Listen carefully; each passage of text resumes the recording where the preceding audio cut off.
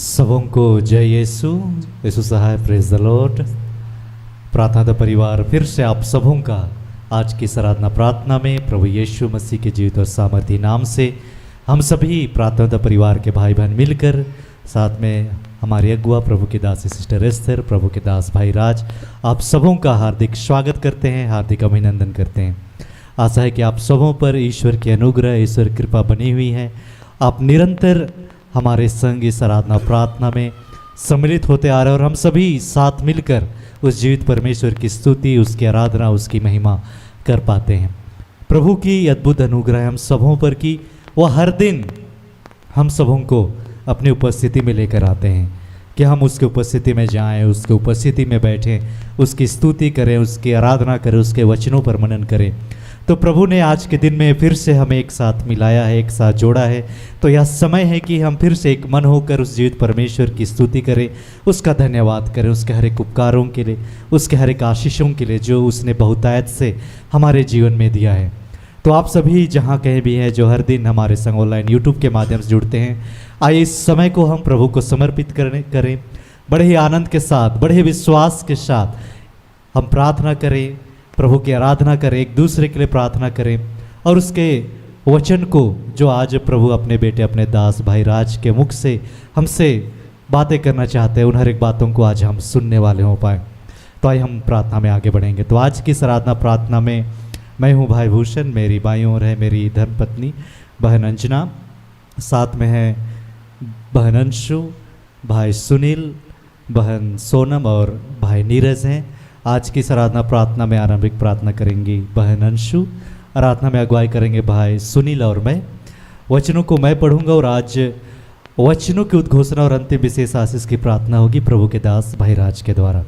तो आप सभी हमेशा की तरह आज भी बड़े ही विश्वास के साथ इस आराधना प्रार्थना में बने रहें, एक दूसरे के लिए प्रार्थना करें और प्रभु आज जो बातें हमें सिखलाना चाहते हैं, जो आशीष हमें देना चाहते हैं, उन हर एक आशीषों को, उन हर एक बातों को आज हम सभी ग्रहण करने वाले हो पाए। तो आइए हम इस आराधना प्रार्थना में आगे बढ़ें।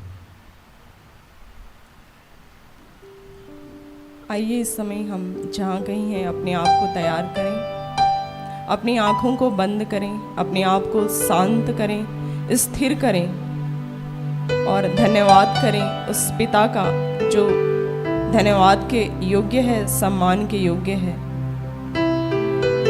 हे महान जीवित प्रेमी पिता परमेश्वर, आज के सुंदर दिन को प्रभु जी आपके हाथों देते पिता। तूने यह दिन दिया प्रभु कि हम सब आत्मा में एक होकर तेरे निकट आने पाते हैं पिता। तो सचमुच कितना महान है प्रभु कि संसार में से हम सबको चुन लिया प्रभु कि तेरे नाम से हम एक झुंड स्वरूप इकट्ठे होने पाते हैं पिता। इस समय यहाँ जितने लोग हैं प्रभु यूट्यूब के माध्यम से जुड़े हैं प्रभु, और आने वाले दिनों में जितने लोग प्रभु देखेंगे पिता, इस प्रार्थना में शामिल होंगे, उन सबको प्रभु इस समय आपके हाथों देते पिता। हम सब ने किसी भी रीति से कोई भी कार्य किया हो पिता जो तेरी इच्छा के विरुद्ध हमने किया है पिता, तो उससे क्षमा चाहते हैं। हो सकता है हमने प्रभु की बातों का अनसुना किया, उनकी प्रेरणाओं का दमन किया, कुड़कुड़ाया हो, चिढ़ा हो, क्रोधित हुआ हो, अब शब्द बोले हों, ऊंची आवाज में बात किए हों, या प्रभु के साथ हमारा संबंध अच्छा ना रहा हो, हम बीमार हों, दुखित हैं, लाचार हैं, परेशान हैं, अपने सारे दुख और कष्टों को इस समय उस पिता को, उस प्रभु को अर्पित करें जो हमारे लिए सब कुछ करता है, जिसने अपने इकलौते बेटे यीशु को हमारे लिए संसार में भेजा और उसे क्रूस पर अर्पित किया। वो कीमती लहू प्रभु ने हमारे लिए बहाया। उस पिता को, उस प्रभु को पुकारें अपने सारे गुनाहों के लिए प्रभु जी, तुझसे क्षमा चाहते पिता। हम सब के गुनाहों को माफ कर दे प्रभु, और इस समय अपनी कृपा, अपनी शांति, अपने आनंद को हम सबको दे प्रभु। किस समय पिता जब हम तेरे नाम से इकट्ठे हुए हैं पिता, तेरे सामर्थ्य से भर जाए प्रभु। हे पिता, हम सबके कंठों को खोलना प्रभु कि गीतों के माध्यम से प्रभु हम तेरे और करीब आ सके पिता, तुझे महसूस कर सके पिता। धन्यवाद करते हैं प्रभु जी। हे पिता परमेश्वर, जितनी बाधाएं, जितनी रुकावटें हैं यीशु जी, उन सबको समाप्त करते हैं। सचमुच प्यारे प्रभु, इस संसार में यीशु नाम के सिवा कोई दूसरा नाम नहीं दिया गया है जिससे मुक्ति मिल सकती है। तो उस यीशु को हम आज पुकारें, उसे अपने जीवन में बुलाएं, अपने कार्यों में बुलाएं, अपने परिवार में बुलाएं, अपने परिवार के सदस्यों में बुलाएं। धन्यवाद करते हैं प्रभु जी, सचमुच तू कितना महान है प्रभु। इस प्रोग्राम को अपने नियंत्रण में ले पिता। और हे प्रभु जी, यूट्यूब को आपके हाथों देते हैं, इंटरनेट को, लाइट को, म्यूजिक सिस्टम को, आज के मौसम को आपके हाथों देते हैं, सब कुछ आपके हाथों देते हैं पिता। आज की आराधना प्रार्थना को आपके हाथों, अंतिम प्रार्थना को आपके हाथों देते हैं पिता। भाई राज को आपके हाथों देते हैं पिता परमेश्वर। हे प्रेमी प्रभु जी, वचनों की उद्घोषणा में प्रभु अपनी उपस्थिति को देना, हम सबके मन, हृदय, आत्मा को तैयार करना प्रभु, हम सबको अपने लहू से सींच कर उपजा बनाना पिता, कि हम इस समय जब वचनों को सुने प्रभु 100 गुना फल उत्पन्न कर सके प्रभु। हम सबको ऐसी कृपा, ऐसा सामर्थ आज के दिन देना प्रभु, कि हम तेरे वचनों के अनुसार चल सके प्रभु। जैसे हम वचनों को सुनते हैं प्रभु, ऐसे चलने वाले हो सके, ऐसी कृपा को देना पिता। सब कुछ आपके हाथों देते हैं पिता, और धन्यवाद की प्रार्थनाएं मांगते हैं यीशु के नाम से। इसे सुन और स्वर्ग के राज्य में ग्रहण कर, आमीन। आइए हम एक गीत के द्वारा प्रभु को महिमा देंगे।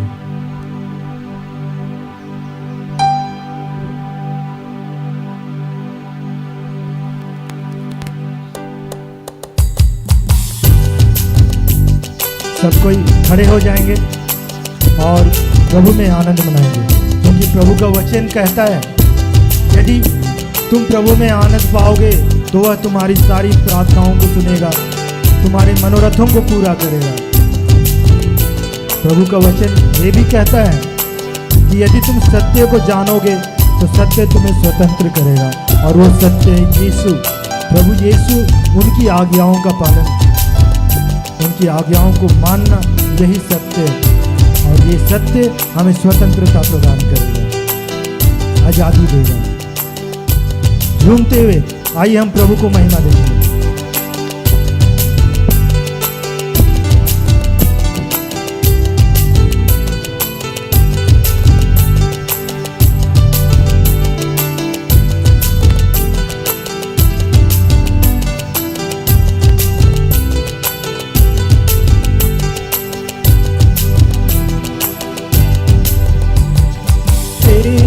हुक्मों में चलना सच्ची आजादी है, तेरे हुक्मों में चलना,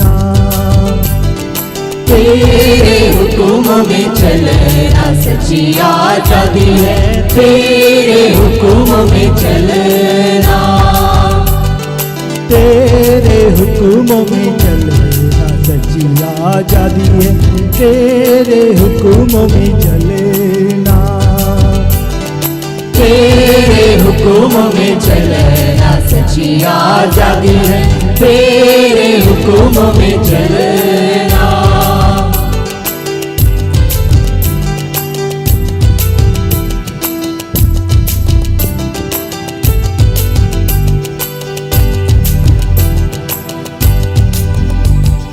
सोच लिया मैंने तेरे हुक्मों में चलता रहूंगा जीवन भर मैं, सोच लिया मैंने तेरे हुक्मों में चलता रहूंगा जीवन भर मैं, सोच लिया मैंने तेरे हुक्मों में चलता रहूंगा जीवन भर मैं, सोच लिया मैंने तेरे हुक्मों में चलता रहूंगा जीवन भर मैं, तेरे हुक्मों में चलना सच्ची आजादी है, तेरे हुक्मों में चलना, तेरे हुक्मों में चलना सच्ची आजादी है, तेरे हुक्मों में चलना।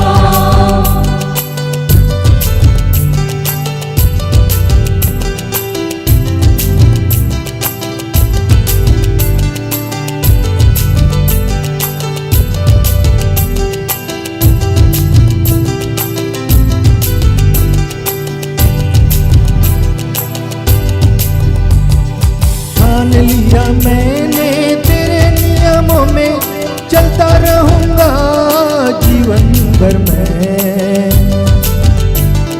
ठान लिया मैंने तेरे नियमों में चलता रहूंगा जीवन भर मैं। ठान लिया मैंने तेरे नियमों में चलता रहूंगा जीवन भर मैं। ठान लिया मैंने तेरे नियमों में चलता रहूंगा जीवन भर मैं। तेरे नियमों में चलना सच्ची आजादी है, तेरे नियमों में चलना, तेरे नियमों में चलना सच्ची आजादी है, तेरे नियमों में चलना।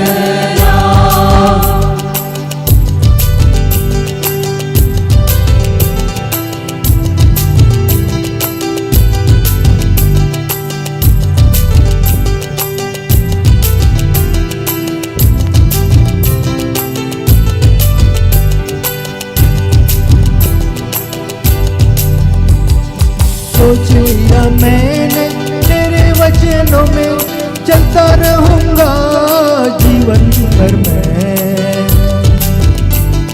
सोच लिया मैंने तेरे वचनों में चलता रहूंगा जीवन भर मैं। सोच लिया मैंने तेरे वचनों में चलता रहूंगा जीवन भर मैं। सोच लिया मैंने तेरे वचनों में चलता रहूंगा जीवन भर मैं। तेरे वचनों में चला सच्ची आजादी है, तेरे वचनों में चलना, तेरे वचनों में चलना सच्ची आजादी है, तेरे वचनों में चलना।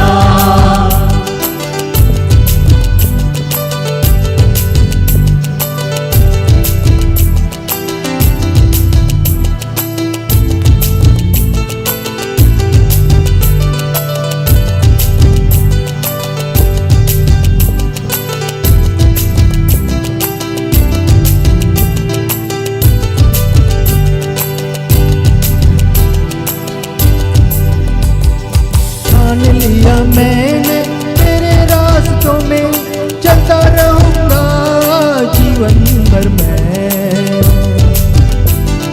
ठान लिया मैंने तेरे रास्तों में चलता रहूंगा जीवन भर मैं।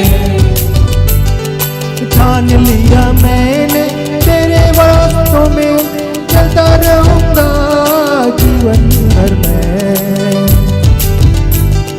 ठान लिया मैंने तेरे रास्तों में चलता रहूंगा जीवन भर मैं।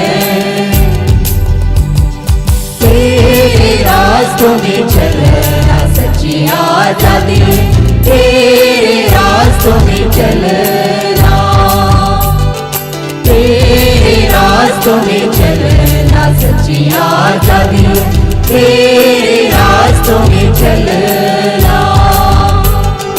तेरे हुक्मों में चलना सच्ची आजादी है, तेरे हुक्मों में चलना, तेरे हुक्मों में चलना सच्ची आजादी है, तेरे हुक्मों में चलना। तेरे हुक्मों में चलना सच्ची आजादी है, तेरे हुक्मों में चलना। तेरे हुक्मों में चलना सच्ची आजादी है, तेरे हुक्मों में चलना।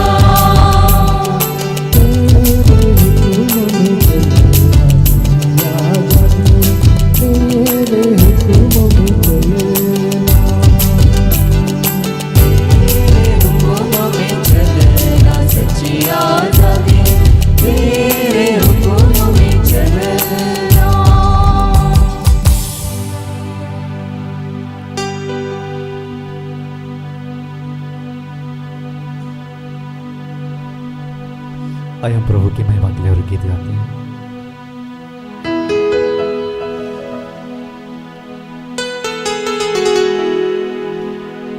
आज यदि हम सभी यहाँ पर हैं, प्रभु की उपस्थिति में हैं, तो कहीं ना कहीं आज ईश्वर के अनुग्रह है हम पर, उस यीशु के कारण कि आज हम ईश्वर के निकट आ पाते हैं। यदि हम एक दूसरे से प्रेम कर पाते हैं तो यीशु के कारण, यदि हम ईश्वर के मार्ग पर चल पाते हैं तो यीशु के कारण। तो आइए उस यीशु को, ईश्वर को हम इस गीत के द्वारा महिमा दें।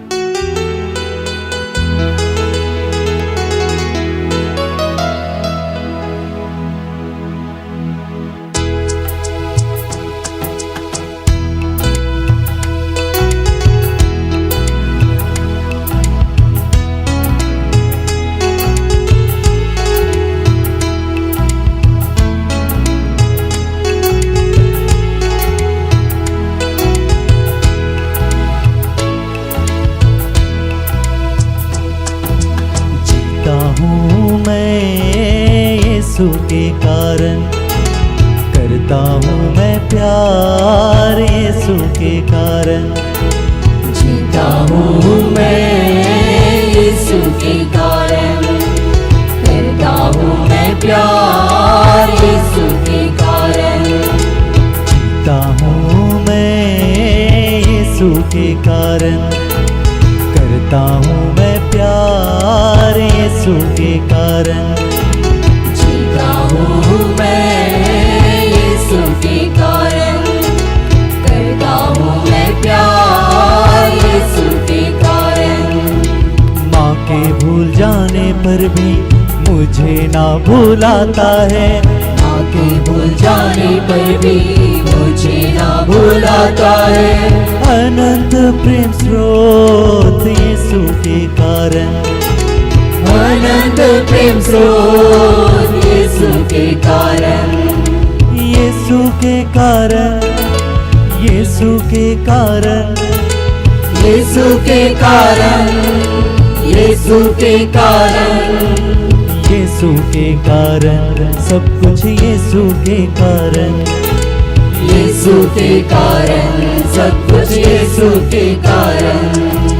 जीता हूँ मैं यीशु के कारण, करता हूँ मैं प्यार यीशु के कारण।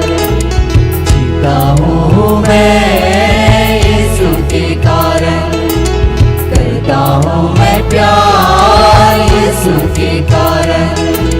माँ के भूल जाने पर भी मुझे ना भुलाता है, माँ के भूल जाने पर भी मुझे ना भुलाता है। अनंत प्रेम स्रोत यीशु के कारण, अनंत प्रेम स्रोत यीशु के कारण। यीशु के कारण, यीशु के कारण, यीशु के कारण, यीशु के कारण, यीशु के कारण, सब कुछ यीशु के कारण। यीशु के कारण, सब कुछ यीशु के कारण।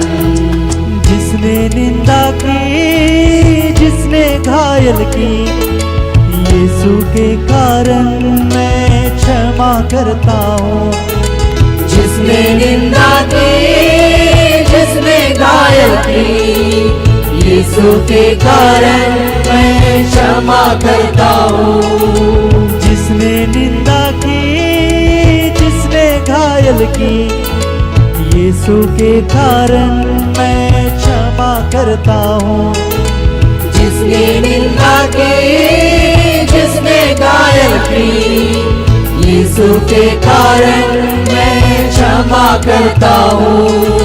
सारे दुखों में, सारे कष्टों में, सारे दुखों में, सारे कष्टों में, यीशु के कारण मैं आनंदित हूँ। यीशु के कारण मैं आनंदित हूँ।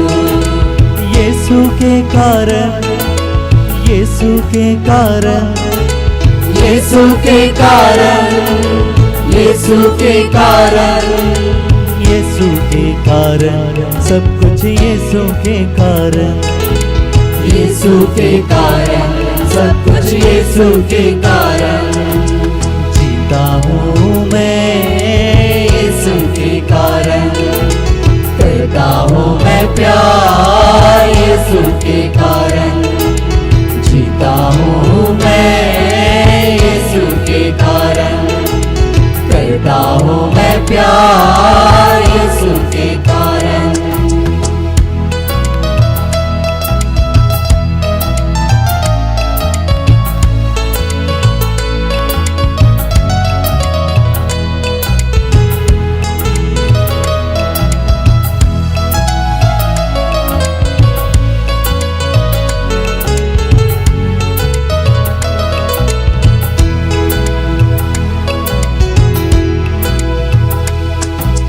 बहकाने वाले मोह माया को यीशु के कारण मैं त्याग देता हूँ।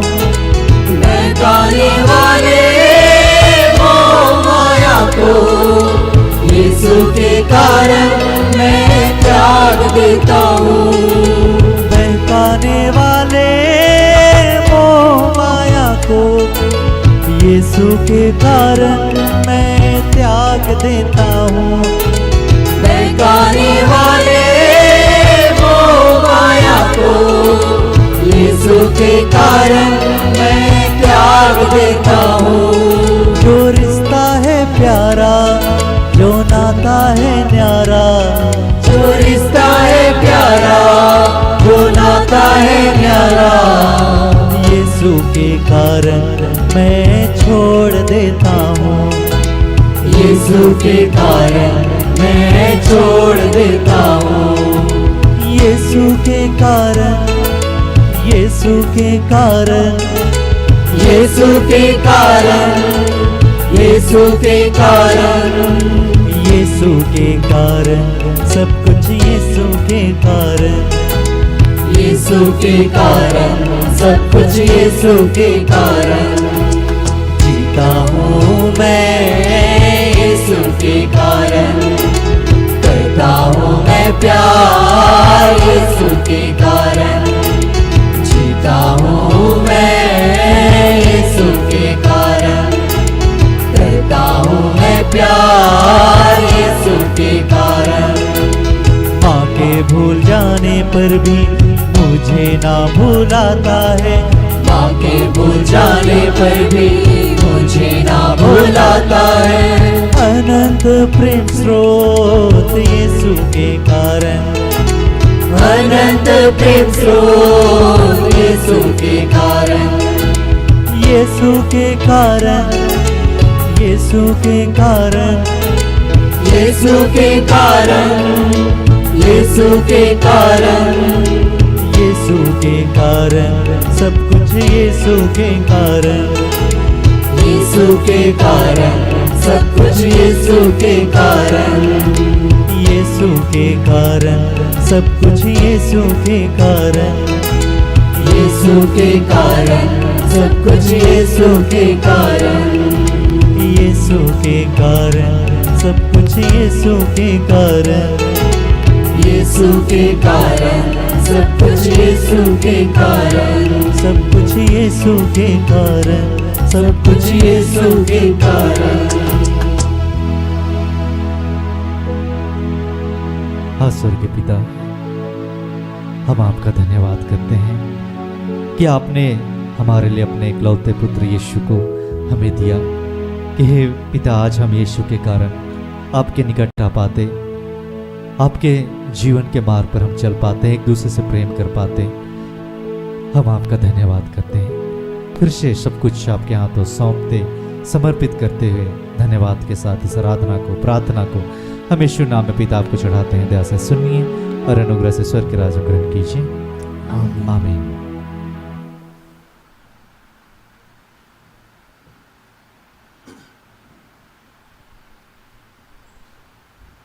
हम आज के लिए ठहराए गए वचन को सुनेंगे, जिसे प्रभु ने हमें अपनी बेटी, अपनी दासी, हमारी अगुआ सिस्टर एस्थर के माध्यम से दिया है। जिसे हम पाते हैं तिमुथियों के नाम संत पौलुस का दूसरा पत्र, दूसरा तिमथी अध्याय 3 वचन संख्या 12 से लेकर 17 तक, जिसमें वचन ऐसा कहता है, वास्तव में जो लोग मसीह के शिष्य बनकर भक्तिपूर्वक जीवन बिताना चाहेंगे उन सबों को अत्याचार सहना पड़ेगा, किंतु पापी और धूर्त लोग दूसरों को और अपने को धोखा देते हुए बदतर होते जाएंगे। तुम्हें जो शिक्षा मिली और तुमने जिसमें विश्वास किया है उस पर आचरण करते रहो। याद रखो कि तुम्हें किन लोगों से यह शिक्षा मिली थी, यह कि तुम बचपन से धर्मग्रंथ जानते हो। धर्मग्रंथ तुम्हें उस मुक्ति का ज्ञान दे सकता है जो ईसा मसीह में विश्वास करने से प्राप्त होती है। पूरा धर्मग्रंथ ईश्वर की प्रेरणा से लिखा गया है। वह शिक्षा देने के लिए, भ्रांत धारणाओं का खंडन करने के लिए, जीवन के सुधार के लिए और सदाचरण का प्रशिक्षण देने के लिए उपयोगी है, जिससे ईश्वर भक्त सुयोग्य और हर प्रकार के सत्कार्य के लिए उपयुक्त बन जाएं। यहाँ तक यह प्रभु की वाणी है। ईश्वर को धन्यवाद।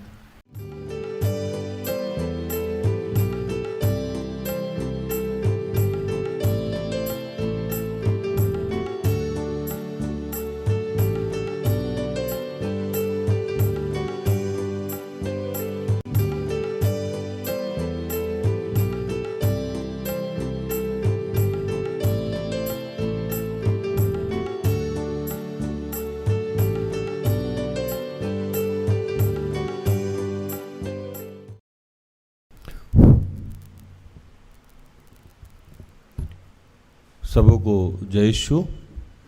यीशु सहाय।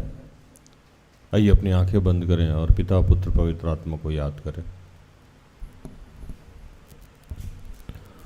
कि हे दयालु पिता, हे स्वर्ग और पृथ्वी के सृजनहार, हे हम सबके रचयिता, हम तेरा धन्यवाद करते हैं आज के सुंदर और आशीषित दिन के लिए जो तूने एक नए अध्याय के रूप में हमारे जीवन से जोड़ दिया। धन्यवाद प्रार्थना परिवार के लिए। ऐसी जितनी संस्थाएं हैं, सेवकाई है, चर्चेज हैं, उन तमाम के लिए धन्यवाद करते हैं। धन्यवाद सिस्टर एस्थर के लिए। ऐसे जितने तेरे दास दासी हैं, फादर हैं, पादरी हैं, बिशप हैं, स्वतंत्र रूप से सेवकाई करते हैं या जिस रूप से भी सेवा दान दे रहे हैं, उन सब के लिए तेरा धन्यवाद करते हैं कि पिता गर्भ से लेकर अब तक तूने हमें संभाला, हमारी छोटी से लेकर बड़ी सारी ज़रूरतों को सही खत्ते खोल के पूर्ण किया। धन्यवाद करते हैं प्रभु। इस वक्त जितने लोग मुझे जहाँ से देख रहे हैं, सुन रहे हैं, उन सब के लिए, उनकी मानसिक, आत्मिक, आर्थिक स्थिति के लिए तेरा धन्यवाद करते हैं कि प्रभु तू जानता है कि हम नित्य वही कार्य करते हैं जो तुझे पसंद नहीं है। तमाम कार्यों के लिए जो हम तेरी इच्छा के विरुद्ध अब तक कर रखे हैं, उनके लिए तुझसे क्षमा चाहते हैं। अपने पुत्र यीशु के लहू से धो के शुद्ध और पवित्र कर, और जो भी आप हम सबको सिखाना चाहते हैं, समझाना चाहते हैं, उसके लिए हमें अपने आत्मा से भर प्रभु। सुनने और सुनाने में हमारी मदद कर। जो भी डिस्टर्बेंस की बातें हैं, जो भी रुकावट की बातें हैं, वो सब यीशु के नाम से समाप्त करते हैं। पिता पुत्र पवित्र आत्मा आपका आह्वान करते हैं, आपके बगैर ये संभव नहीं है। प्रभु इन तमाम प्रार्थना को प्रभु यीशु के जीवित और पवित्र नाम से मांगते हैं। दया से सुन और स्वर्ग के राज में ग्रहण कर। आमीन।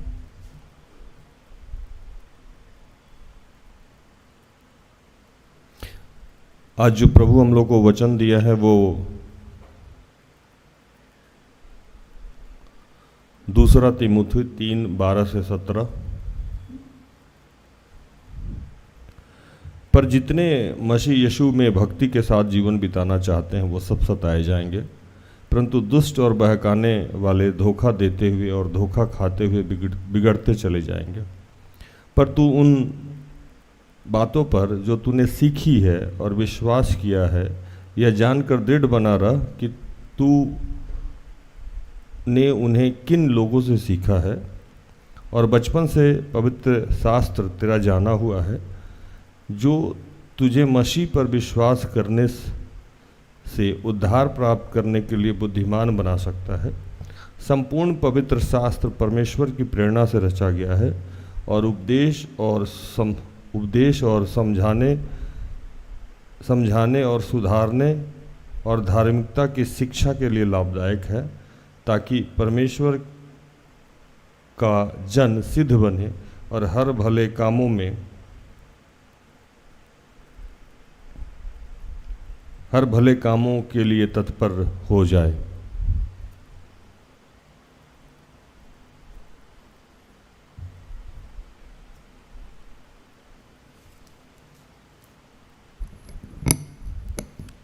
आज का जो वचन जहाँ से लिया गया है वो एक नौजवान युवक जिसका नाम तिमोथी था। क्या था? तिमोथी। वो पौलुस के साथ सेवकाई करना चाहते थे और करते भी थे।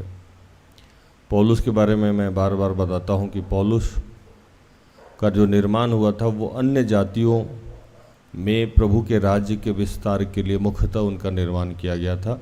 और उससे भी बड़ी बात यह है कि पौलुस का निर्माण इसलिए भी ज़्यादातर किया गया था कि पौलुस के माध्यम से बहुत सारे सेवक तैयार किए गए थे, और जिनके भी माध्यम से सेवक तैयार करने का जिनको भी अभिषेक है उनके जीवन में बहुत कठिनाई होती है, क्योंकि जितने भी सेवक वो तैयार करने जाते हैं तो वो बहुत सवाल जवाब, और जो भी सेवक तैयार करने के लिए जिसका भी अभिषेक है उसको रोज़ तलवार की धार पे चलना पड़ता है।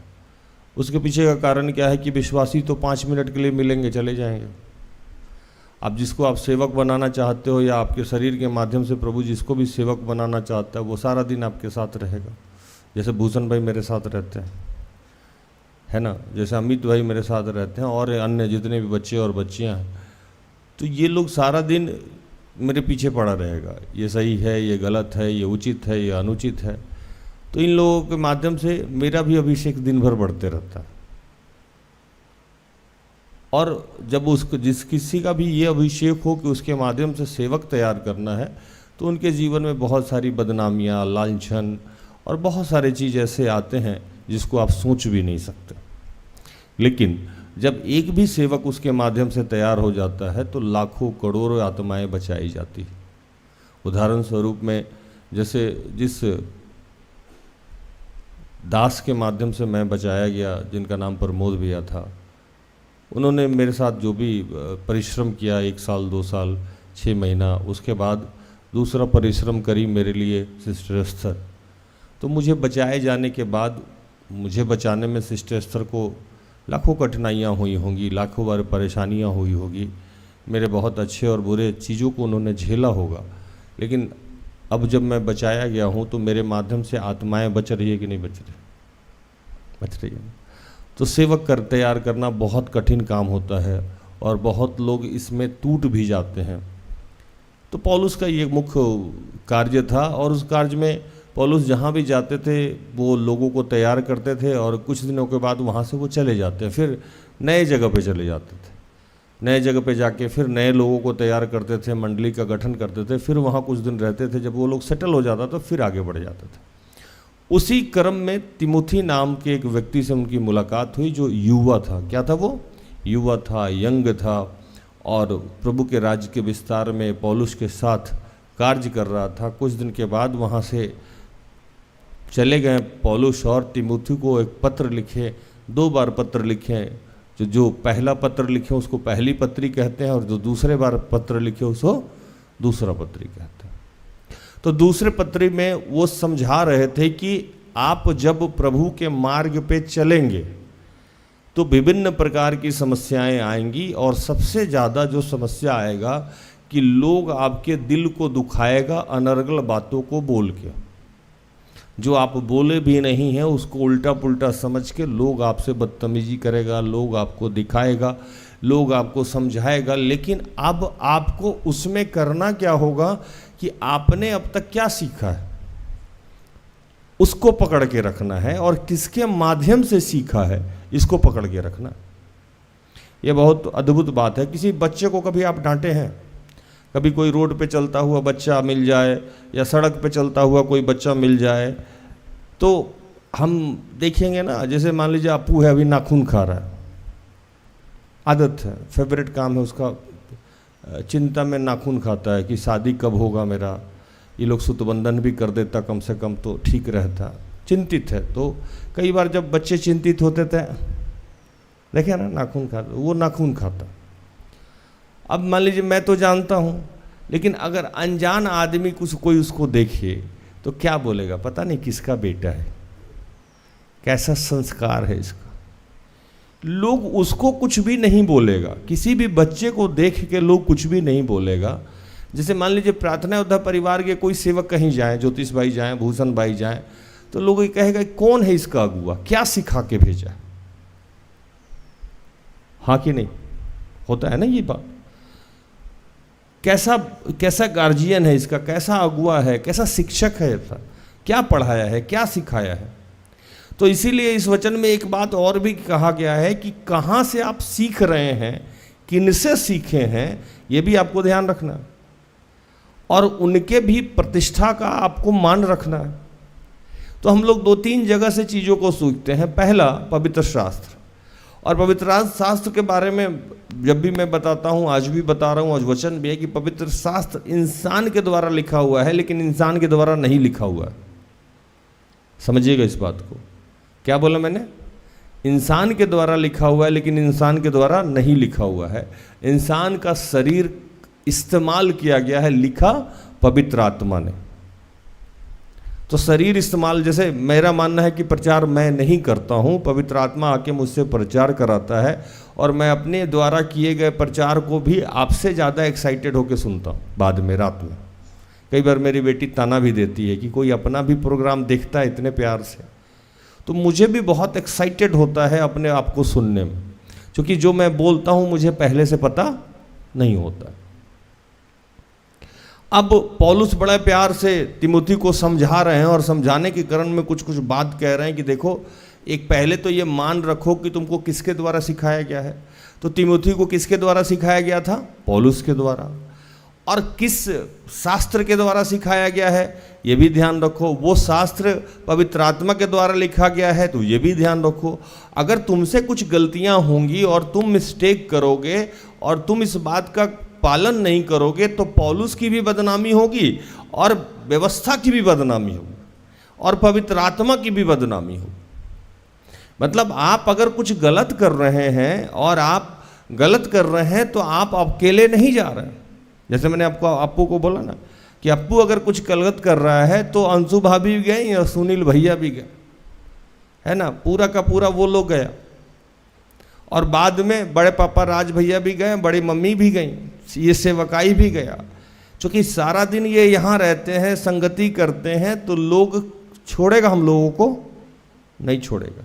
फिर इसके बाद वो लोग पूछेगा पता नहीं किस चर्च का है, चर्च का भी नाम बदनाम, क्या सिखाया जाता है, कौन सा किताब पढ़ा है, किताब भी बदनाम। तो एक बच्चे के गलती करने से सारे चीज़ों की बदनामी होगी। हालेलुया। समझ में आ रहा आप लोग को?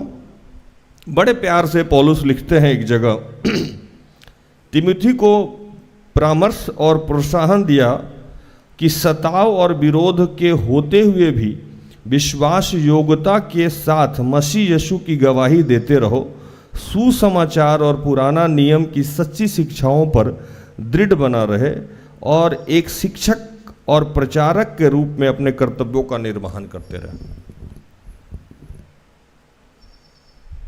पौलुस लिखते हैं कि आप जब आगे बढ़ेंगे तो सबसे पहला जो इनाम जितने विश्वासी को ये मिलता है कि आपको कष्ट होगा।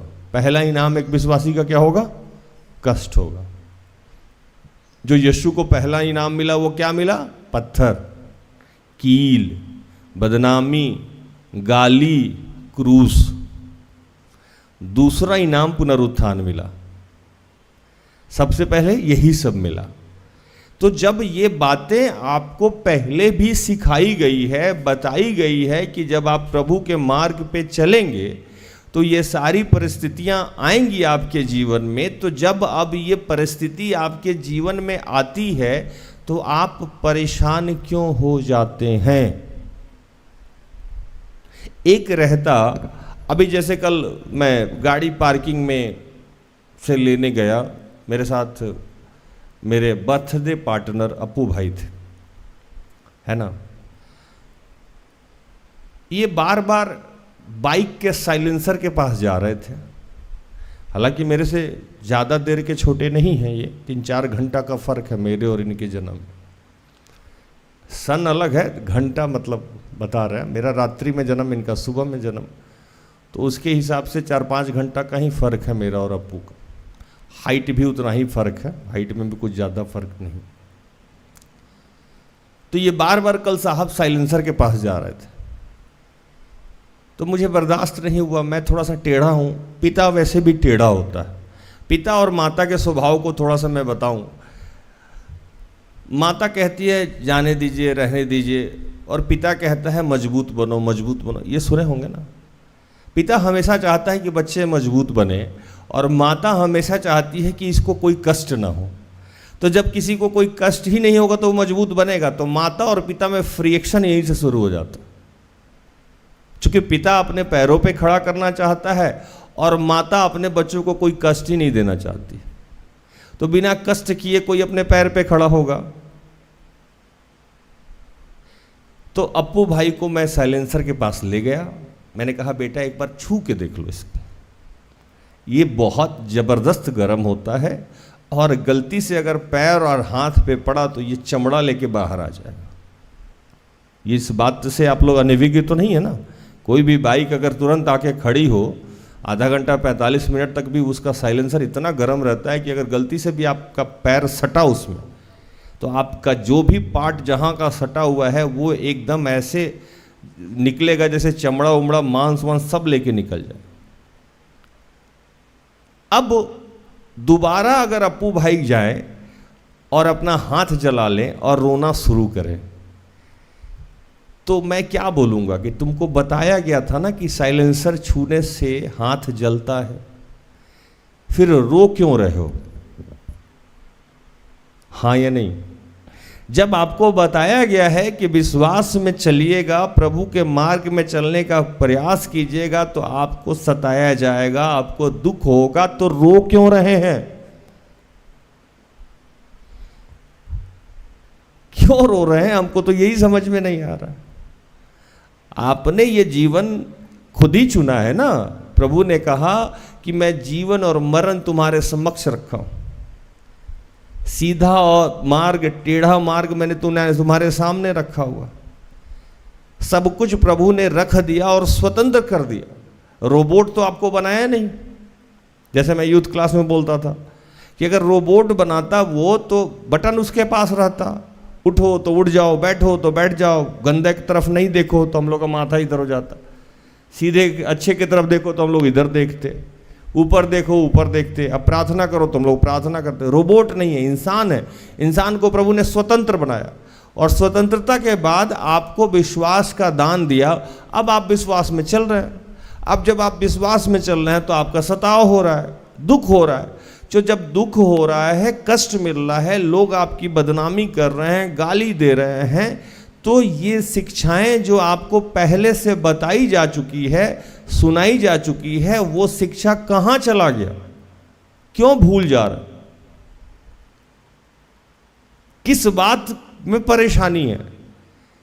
आपको तो बताया गया था कि गर्म लगेगा, आपको तो बताया गया था कि ठंडा लगेगा, आपको तो आप चीनी खा रहे हैं और कह रहे हैं मीठा लग रहा है।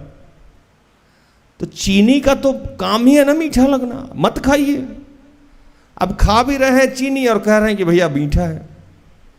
हमारे यहाँ ज्योतिष भाई है, कहते हैं बहुत मीठा मिठाई है भैया।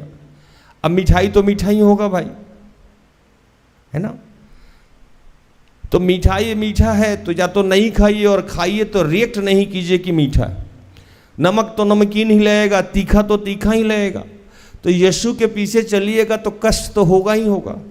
जब कष्ट होगा तो आप रो रहे हैं, चिल्ला रहे हैं और दुखी हैं, त्रस्त हैं, डिप्रेशन में जा रहे हैं। प्रभु आज यही समझाना चाह रहा है आपको कि क्यों कष्ट में हैं आप। ये तो आपको पता ही था ना कि कष्ट होगा। जैसे मैंने अप्पू भाई को कल समझाया कि साइलेंसर से पैर जलेगा ही जलेगा, है ना। जैसे चीनी मीठा लगेगा ही लगेगा, तो वैसे ही जैसे ही आप सेवकाई में आगे बढ़िएगा आपको दुख होगा। और दुख के बारे में मैं हमेशा एक बात कहता हूँ कि हम लोग जहाँ खड़े हैं वहाँ रोड पे हजारों लोग जाते हैं। कोई भी आदमी अगर आपको काला कह दे तो आपको बुरा नहीं लगेगा, लेकिन आपकी पत्नी करियक्का कह दे तो बहुत बुरा लगेगा, है ना। वो दिल दुख जाता है। अपना है। तो अब जैसे पहले सताया जाता था लोगों को, जैसे यीशु तो आप है नहीं कि आपके लिए फरीसी लोग आएगा, व्यभिचारिणी स्त्री लेके आएगा, कोई कोड़ा मारेगा, इतने महान आत्मा तो आप है नहीं। तो आपका सताव कहाँ से होगा? आपको कौन सताएगा? आपको आपके पत्नी के माध्यम से सताया जाएगा, आपको आपके पति के माध्यम से सताया जाएगा। अब मुझे कौन सताएगा? यहाँ मुझे बाहरी लोग तो आके सताएगा नहीं, क्योंकि उसको तो रोक दिया जाता है गेट पे ही, या उसको अपॉइंटमेंट से मिलना है। तो मुझे सिस्टर एस्थर के द्वारा ही सताव मिलेगा। बहुत अद्भुत बात बता रहा हूं आपको। मुझे भूषण के द्वारा ही सताव मिलेगा, मुझे रश्मि के द्वारा सताव मिलेगा, मुझे कीर्ति, अपर्णा, छोटी, जो भी लोग हमारे साथ करते हैं, यही लोग हमको ऐसे सताएंगे कि हम घुट घुट के रोएंगे। अब उस समय पता लगेगा कि ये जब हमको सता रहे हैं तो क्या मेरा अभिषेक उस समय प्रवाहित हो रहा है या बंद हो जा रहा है? क्या मुझे ये हमेशा याद रह रहा है कि ये तो सताएंगे ही सताएंगे? अगर उस समय आपको याद रह रहा है कि कोई आदमी अगर कुछ बोल रहा है ये सताव होगा ही होगा, ये तो अनिवार्य सब्जेक्ट है, ये स्वाभाविक प्रक्रिया है, अगर आपको याद है तो आपको बुरा लगेगा? नहीं लगेगा, आपको बुरा नहीं लगेगा, क्योंकि जागते रहने का मतलब यही होता है कि तुम जागते रहो। और एक वचन में लिखता है कि तुम किसी ऐसे परीक्षा में नहीं पड़े हो जो तुम्हारे सहन के योग्य नहीं है। अगर जागते हैं तो किसी ऐसे परीक्षा में आप नहीं पढ़ सकते हैं, क्योंकि आपका ब्रेन, आपका मन, आपका तन हमेशा यह बता रहा है कि कीर्ति आपको कभी गाली दे सकती है, आप उसके लिए प्रिपेयर हैं। रश्मि आपको भला बुरा कह सकती है, आप उसके लिए प्रिपेयर हैं। भूषण कभी तुनक सकता है, आप प्रिपेयर हैं। अगर आप प्रिपेयर हैं तो दर्द ज्यादा नहीं होगा, दर्द होगा लेकिन ज्यादा नहीं होगा। अब ये भी नहीं समझ में आया होगा, समझाते हैं। कभी किसी महिला को रोटी बनाते हुए देखे हैं? उसको पता है कि रोटी बनाने के समय मेरा हाथ इधर उधर सटेगा, जलेगा ही जलेगा, तो वो रोटी बनाते बनाते, जलते जलते भी रोटी बनाती रहती है। अच्छा ठीक, फिर बेल रही है, क्योंकि वो मेंटली प्रिपेयर है कि ऐसा होना है। और सोते रहने वाला आदमी मेंटली प्रिपेयर नहीं रहता है कि ऐसा होना है, तो उसको ज्यादा दुख होता। यही बात तिमुथी को पौलुस भाई समझा रहे थे कि तुम इतनी परेशान क्यों हो। ये जो लोग हैं, लिखता है यहां,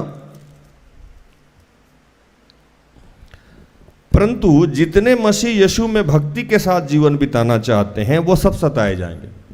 अब एक पॉइंट और याद रखिएगा, मसीह में जीवन दो तरीका से बिताया जाता है। भूषण भाई, एक हम हैं मसीह क्रिश्चियन, लेकिन गुण मेरे अंदर कोई भी क्रिश्चियन का नहीं पाया जाता है। सो कॉल्ड क्रिश्चियन है, सो कॉल्ड मसीही है, गले में लंबा क्रॉस है, हाथ में बाइबल है, गाने का पुस्तक है, भीड़ में सबसे ज़्यादा आगे खड़ा होकर हम आराधना प्रार्थना करके निकल जाते हैं, लंबे लंबे वचनों को सुनाते हैं, जोर जोर से चीख के प्रार्थना करते हैं, लेकिन हमारे जीवन में यीशु मसीह कहीं पाया ही नहीं जाता है। एक वैसे भी क्रिश्चियन है तो उनके लिए ये वचन नहीं है, क्योंकि उनको आप एक गाली दीजिएगा तो वो 10 गाली देंगे आपको, आप उनको एक थप्पड़ मारिएगा तो वो 10 थप्पड़ मार देंगे आपको। ये वचन उनके लिए है जो सही में भक्ति के साथ जीवन बिताते हैं। हालेलुया। जब सही में भक्ति के साथ जीवन बिताइएगा तो एक वचन कहता है कि तुम अपराध करो और घूसे खाओ। गुस्सा समझते हैं ना, घूसे खाओ, तो इसमें कौन सी बड़ी बात है? आपने गलत किया, अपराध किया, आपको 2 मुक्का कोई मार के चला गया, 2 थप्पड़ कोई मार के चला गया, गाली दे के चला गया, लेकिन उसी के ठीक वचन नीचे लिखा हुआ है कि अगर तुम अपराध नहीं करो और घूसे खाओ, मतलब आपने गलती नहीं करी है और लोग आपको गाली दे और मारे, और उसके बाद लाइन लिखता है तब तुम चुप रहो, तब तुम क्या हो?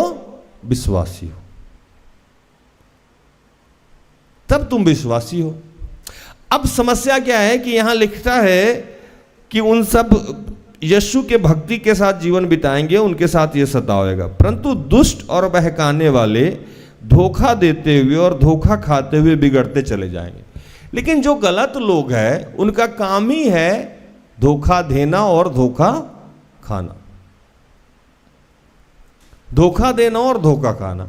वो झूठ बोलेंगे, वो फेक कमिटमेंट करेंगे, वो आपको बहलाएंगे, फुसलाएंगे, मीठी मीठी बातें बोलेंगे, खुद भी बेवकूफ़ बन के रहेंगे, आपको भी बेवकूफ़ बनाएंगे। तो वैसे लोग का विनाश निश्चित है। लेकिन वैसे लोग जब आपके जीवन में आएंगे तो आपका बिहेवियर उनके तरह नहीं होना चाहिए।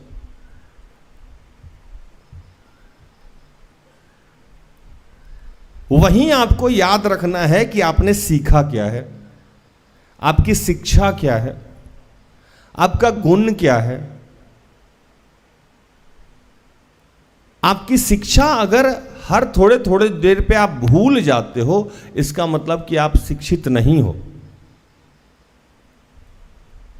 टेबल याद है आप लोग को? अरे पहाड़ा याद है? याद है? हम लोग के गांव में पढ़ाया जाता था, 2 का 2, 2 दूनी 4, 2 तिहाई 6, 2 चौका 8, 2 पचे 10, 2 छक 12, 2 सत्ते 14। याद है ना? अभी उसको अंग्रेजी में पढ़ाया जाता है। लेकिन अगर बचपन में सही में किसको टेबल याद हो तो आज वो भुलाएगा? नहीं भूलेगा। जब वो टेबल उसको याद होगा तो मैथ में उसको कोई समस्या आएगी? नहीं आएगी। मैथ क्या हो गया? जीवन हो गया। टेबल क्या हो गया? शिक्षा हो गया। अगर आपको सही में टेबल बचपन में याद है तो आज किसी भी मैथमेटिक्स को आप सॉल्व करने में कोई समस्या नहीं होगी। प्रभु की शिक्षा जो पवित्र शास्त्र में हमें सिखाया गया, जो हमारे अगुआ के माध्यम से हमें सिखाया गया, वो सही में हमारे अंदर अगर इनबिल्ट हो गया है तो हमें कभी परेशानी होगी ही नहीं होगी। हम कभी दुखी हो ही नहीं सकते, अगर होंगे भी तो क्षणिक होंगे। यही बात पौलुस तिमोथी को समझा रहे थे कि तुमको याद नहीं है कि मेरे साथ क्या क्या घटना घटी है, तुम तो मेरे ही माध्यम से शिक्षा पाए हो ना। और कितनी सारी घटनाएं घटी है, तुम तो चल चल के मेरे साथ देखे हो ना। तो जब यही शिक्षा मैं तुम्हें दिया हूं तो आज अगर तुम्हारे जीवन में विपत्ति आती है, परेशानी आती है, कोई गाली दे रहा है, कोई बदतमीजी कर रहा है या कोई झूठा बदनाम कर रहा है, तो तुम रिएक्ट क्यों कर रहे हो? तुम क्यों परेशान हो रहे हो? यह तो स्वाभाविक प्रक्रिया है। या तो चलिए या तो नहीं चलिए। अगर चलिएगा तो यह होगा, नहीं चलना है तो अपने घर जाइए। आप इल्जाम क्यों लगा रहे हैं कि मेरे साथ ही ऐसा क्यों हो रहा है, मेरे साथ ही ये परेशानी क्यों हो रहा है? ये तो होगा ही होगा। अब हर आदमी के जीवन में अलग अलग सताव है। अब किसी को पत्नी के माध्यम से सताव लिखाया गया तो पत्नी सता रही है, किसी को पति के माध्यम से सताव लिखा है तो पति सताया जा रहा है, किसी को बाल बच्चे के माध्यम से सताव लिखा हुआ तो उसका बाल बच्चा नालायक हो गया, वही सताया जा रहा है। किसी को नशा के माध्यम से सताव लिखा है तो पता लगा उसका घर में शराबी है, रोज आके आपका अभिषेक चेक हो रहा है और रोज आप फेल कर जा रहे। किसी को गरीबी के माध्यम से सताव लिखा है तो वो देख रहा है कि गरीबी उसका बचपन से जा ही नहीं रहा है, रोज कर्ज है, रोज परेशानी है। किसी को बीमारी के माध्यम से सताव लिखा है, वो बीमार है। किसी की शादी नहीं होकर सताव लिखा है, उसकी शादी नहीं हो रही है। किसी को निसंतानता के माध्यम से सताव है तो वो निसंतान है। आपका सताव का रीजन है, कोई ना कोई एक कारण बना के रखा गया है। हर आदमी के सताने का अलग अलग तरीका है। अब आप किस चीज में सताए जा रहे हैं? आप हमसे अपने आप को कंपेयर नहीं कर सकते, हम आपको अपने आप से कंपेयर नहीं कर सकते। इसीलिए मैं बोलता भी रहता हूं कि चींटी अपने पांव से भारी है, हाथी अपने पांव से भारी। हाथी कहे मैं बहुत भारी हूं, चींटी कहे मैं बहुत भारी हूं, तो दोनों तो सही में ही भारी है, लेकिन वो अपने जगह पे भारी है, वो अपने जगह पे भारी है। आपका जो दुख है मैं मानता हूं आप कष्ट में है, लेकिन आप कह रहे नहीं आप ही का दुख बहुत है, आपका तो कोई दुख ही नहीं है। भैया हम एलियन थोड़े हैं कि डायरेक्ट लॉन्च हुए हैं आमिर खान टाइप का, पत्ता लगा के रेडियो बांध के आगे, ऐसा नहीं है ना। मेरे भी जीवन में अपना सताव है जिसको मैं रोज क्रूस की तरह ढोते रहता हूं। बस आप में और मुझ में फर्क क्या है कि आप रिएक्ट करते हैं, मैं मुस्कुराता हूं। क्योंकि मुझे याद है कि पवित्र शास्त्र ने मुझे क्या बताया है, मुझे याद है कि मेरी अगुआ सिस्टर एस्थर ने मुझे क्या सिखाया है। और जब भी मैं विचलित होता हूं तो उनको देख लेता हूं कि मुझसे ज़्यादा सताव तो उनको रहा, तब भी वो मुस्कुराती रहीं, तब भी वो हंसती रहीं, तब भी वो पवित्र शास्त्र को पकड़ के रखी। तो मैं जब भी मेरा बैटरी डिस्चार्ज होता है मैं उनको देख लेता हूँ। और मैं तो सौभाग्यशाली हूँ, बगल में ही बैठी रहती हैं। डिस्चार्ज हुआ देखें ठीक है, दुख हुआ देखें फिर मुस्कुरा रही हैं, समस्या हुआ देखें, देखते ही ठीक है भाई। अच्छा, उसमें एक और प्रतिष्ठा है, वो लेडीज, हम पुरुष, मर्द को दर्द नहीं होता, यहाँ तो महिला को ही दर्द नहीं होता है, हम तो फिर भी पुरुष हैं। दर्द भी होगा तो बर्दाश्त करना होगा, पुरुष ईगो, मेल ईगो। देखिए महिला होकर इतना झेल रही है, तुम तो झेलो ही। तो मेरे साथ डिफरेंट समस्या। अब आप कह रहे हैं कि नहीं राज भैया मेरे ही जीवन में ये परेशानी है, आपको तो पता ही नहीं है। भैया आपके जीवन की परेशानी मुझे पता है। जब हम लोग प्रार्थना करते हैं तो हर मुद्दा पवित्र आत्मा मुझे बताता है, मेरी अगुआ को बताता है। और आपकी प्रार्थनाओं के लिए आंसुओं के साथ हम लोग प्रार्थना करते हैं। अब सर्टिफिकेट तो दे नहीं सकते हैं, है ना। या वो गाना था ना, दिल खोल के देख तेरा ही नाम होगा, कैसे खोले इधर से दिखाएं, ऐसा नहीं कर सकते। क्योंकि मेरा दिल ना समुंदर है, बहुत सारा नाम है, उसमें भी आपको जलन मच जाएगा। मेरा दाहिने है, उनका बाएं है, सामने कुछ और दिख रहा। अब मान लीजिए कि इसी सेवकाई से 20 लाख लोग जुड़ा हुआ है, 200 300 400 आदमी का नाम तो रोज आता है। अब उसमें भी जिसको परेशानी है वो कहेगा अच्छा 200 आदमी के लिए आप प्रार्थना करते हैं, मेरे लिए क्यों नहीं करते। तो परेशानी तो बहुत लोगों को हो सकती है। तो आपके किसी भी समस्या से हम अनभिज्ञ नहीं है, ना हमारी अगुआ अनभिज्ञ है। अब यही काम आपको करना है, यही काम तिमुथी को सिखाया जा रहा है। कहते हैं कि परंतु तू उनके बातों पर जो तूने सीखी है और विश्वास किया है, इनको जानकर दृढ़ बना रहा। तू उन्हें किन लोगों से सीखा है? कहां से सीखे आप? कैसे सीखें? जितना मजबूत जड़ होता है, जितना मजबूत तना होता है, उतना मजबूत डाली भी होना चाहिए। अगर आपको सिस्टर एस्थर के माध्यम से शिक्षा मिली है, अगर सिस्टर एस्थर खराब है तो आप खराब हो रहे हैं, तो एक बात कह रहे हैं। अगर सिस्टर एस्थर खराब नहीं है, उनमें कोई समस्या नहीं है, आप क्यों खराब हो रहे हैं? इसका मतलब आप शिक्षित नहीं हुए, आप थोड़ा सा सीख के भाग गए हैं यहां से। यहां समस्या क्या है कि लोग सोचता है कि 4 दिन आए, अभिषेक हो गया, निकलते चले। भैया 4 दिन में कुछ नहीं होता है। 10 साल तो मेरा क्रॉस कर गया, अभी तक हमको लगता है कि अभिषेक प्राप्त नहीं। अभी भी दोनों हम लोग बैठ के बात कर रहे थे कि रात में प्रभु प्रार्थना में बताया है कि तुम लोग प्रार्थना और बढ़ाओ। जब हम लोग पूछते हैं प्रभु ये काम कैसे होगा, तो प्रार्थना बढ़ाओ। प्रभु ये काम कैसे होगा, तो प्रार्थना बढ़ाओ। उनका बस चले तो वो आगे बैठे रहे, हम पीछे बैठे रहे। बैठ मेरे पास तुझे देखता रहूं। मतलब ईश्वर यही चाह रहा है कि दिन भर हम लोग एक दूसरे के साथ बैठे रहे। लेकिन हम लोग संसारिक लोग हैं, सोचते हैं चना आलू का सब्जी कौन बनाएगा, है ना, तरबूजा कौन लाएगा, अंडा कौन लाएगा, आराधनालय कैसे चलेगा। और प्रभु एक ही बात बताता है, बैठो मेरे पास, बैठो मेरे पास। हम लोग प्रभु को ज्ञान देते हैं, प्रभु सारा दिन हम बैठे रहेंगे तुम्हारे पास, तो गैस कौन लाएगा, है ना, अकाउंट्स कौन देखेगा। प्रभु आपको तो पता ही नहीं है सरकार का कितना सारा नियम कानून है ट्रस्ट चलाने में।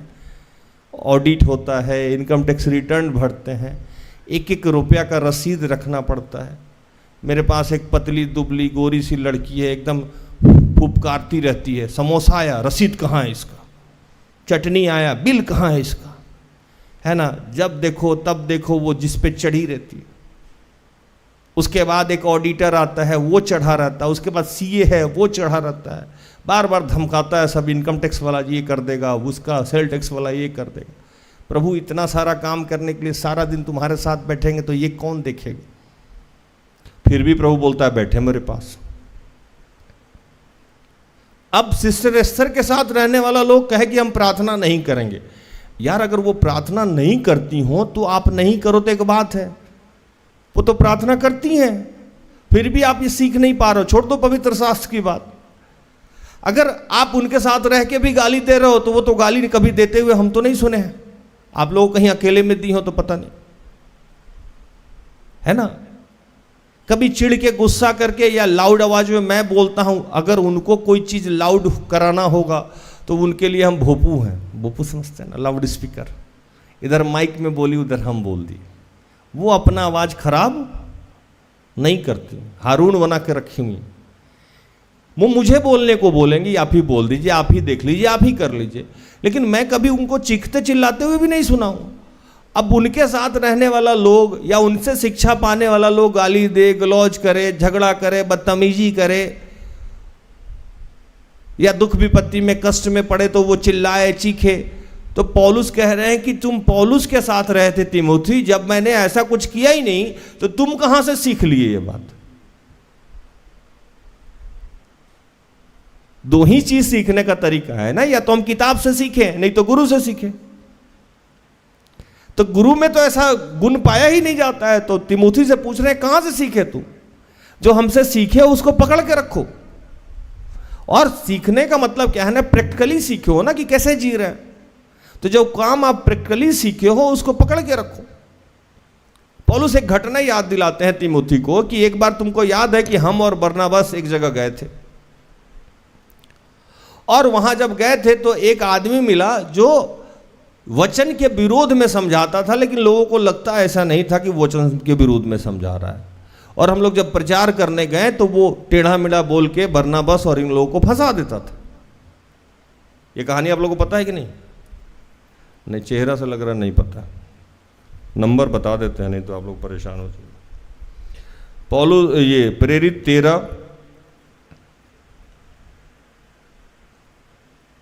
13 का 7, 8, 9, 10 पढ़िए।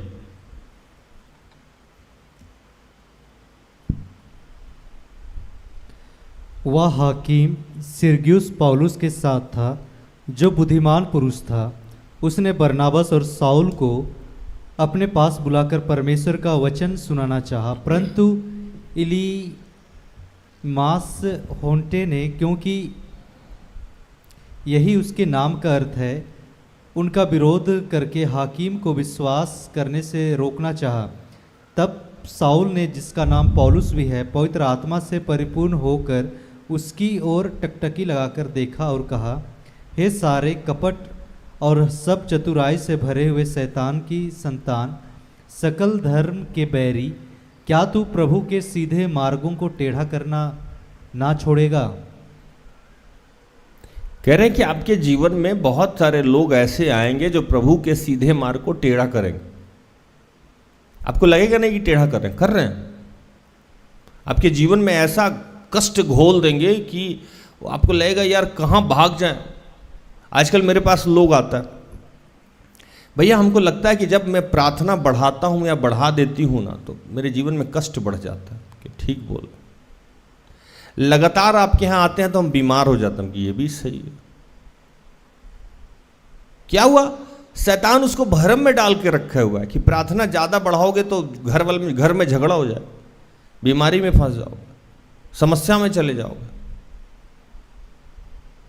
ये क्या हुआ? उसको विश्वास में आने से रोका जा रहा है। यहां भी एक व्यक्ति है, जब प्रचार ये लोग करने गया तो वहां जो लोग भी विश्वास में आ रहा था उसको उल्टा पुल्टा समझा रहा था, और समझाने के क्रम में उसका नाम था इलीमास टोन्हे, जिसका अर्थ ही होता है उनका विरोध कर।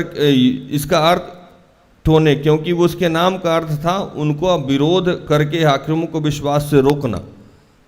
ये आपके जीवन में जितने लोग आप लोग यहाँ बैठे हैं या यूट्यूब पे, सबके जीवन में एक इलीमास पाया जाता है।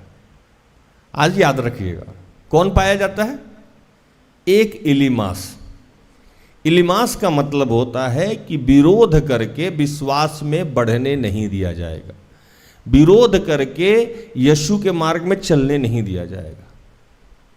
हर आदमी के जीवन में इलीमास है। वो आपकी पत्नी हो सकती है, वो आपका पति हो सकता है, वो आपका अगुआ भी हो सकता है। बहुत सारे फ्रॉड अगुए भी बैठे हुए हैं, वो आपका अगुआ भी हो सकता है, वो आपका सखी हो सकता है, या वो आपका दोस्त हो सकता है, वो आपका बेटा हो सकता है, वो आपकी बेटी हो सकती है।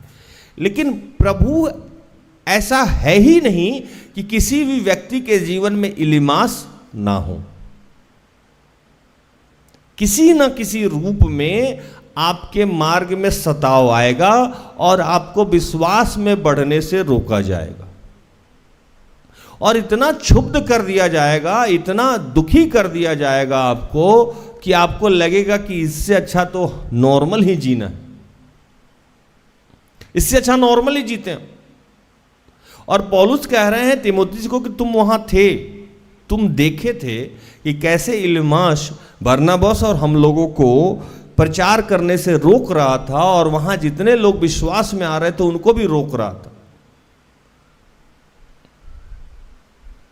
तो वैसे लोगों के लिए प्रार्थना करना है, ना कि आपको उससे जाके झगड़ा करना। और प्रार्थना करने में क्या लिखते हैं पौलुस, जोर से डांटते हैं उसको आत्मिक रूप से और कहते हैं, हे सारे कपट और सब चतुराई से भरे हुए शैतान की संतान, शैतान की संतान, सकल धर्म के बैरी, क्या तू प्रभु के सीधे मार्ग को टेढ़ा करना ना छोड़ेगा। सकल धर्म के बैरी, ये लोग क्या होते हैं कि ये दो, पृथ्वी पे दो शक्तियां काम करती है, एक पवित्र आत्मा और एक दुष्ट आत्मा। जो लोग जब कभी भी कुछ नकारात्मक करता है उस समय वो क्या हो जाता है, दुष्ट आत्मा की शैतान, शैतान की संतान, उस समय गाइड होने लगता है। और जब आप सही काम करते हो तो पवित्र आत्मा के संतान हो जाते हो। तो पौलुस ने जब देखा कि ये नहीं संभल रहा है तो अपने आत्मिक शक्ति का प्रयोग किया और कहा कि आज के बाद से जब तक तुम सुधरोगे नहीं, अंधे रहोगे। ये पावर आप लोगों में भी है। आप लोगों को लगता है कि नहीं, लेकिन ये पावर आप में है। पढ़िए 13,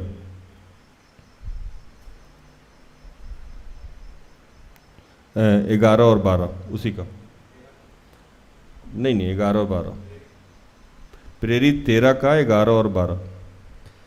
अब देख, प्रभु का हाथ तुझ पर लगा है और तू कुछ समय तक अंधा रहेगा और सूर्य को ना देखेगा।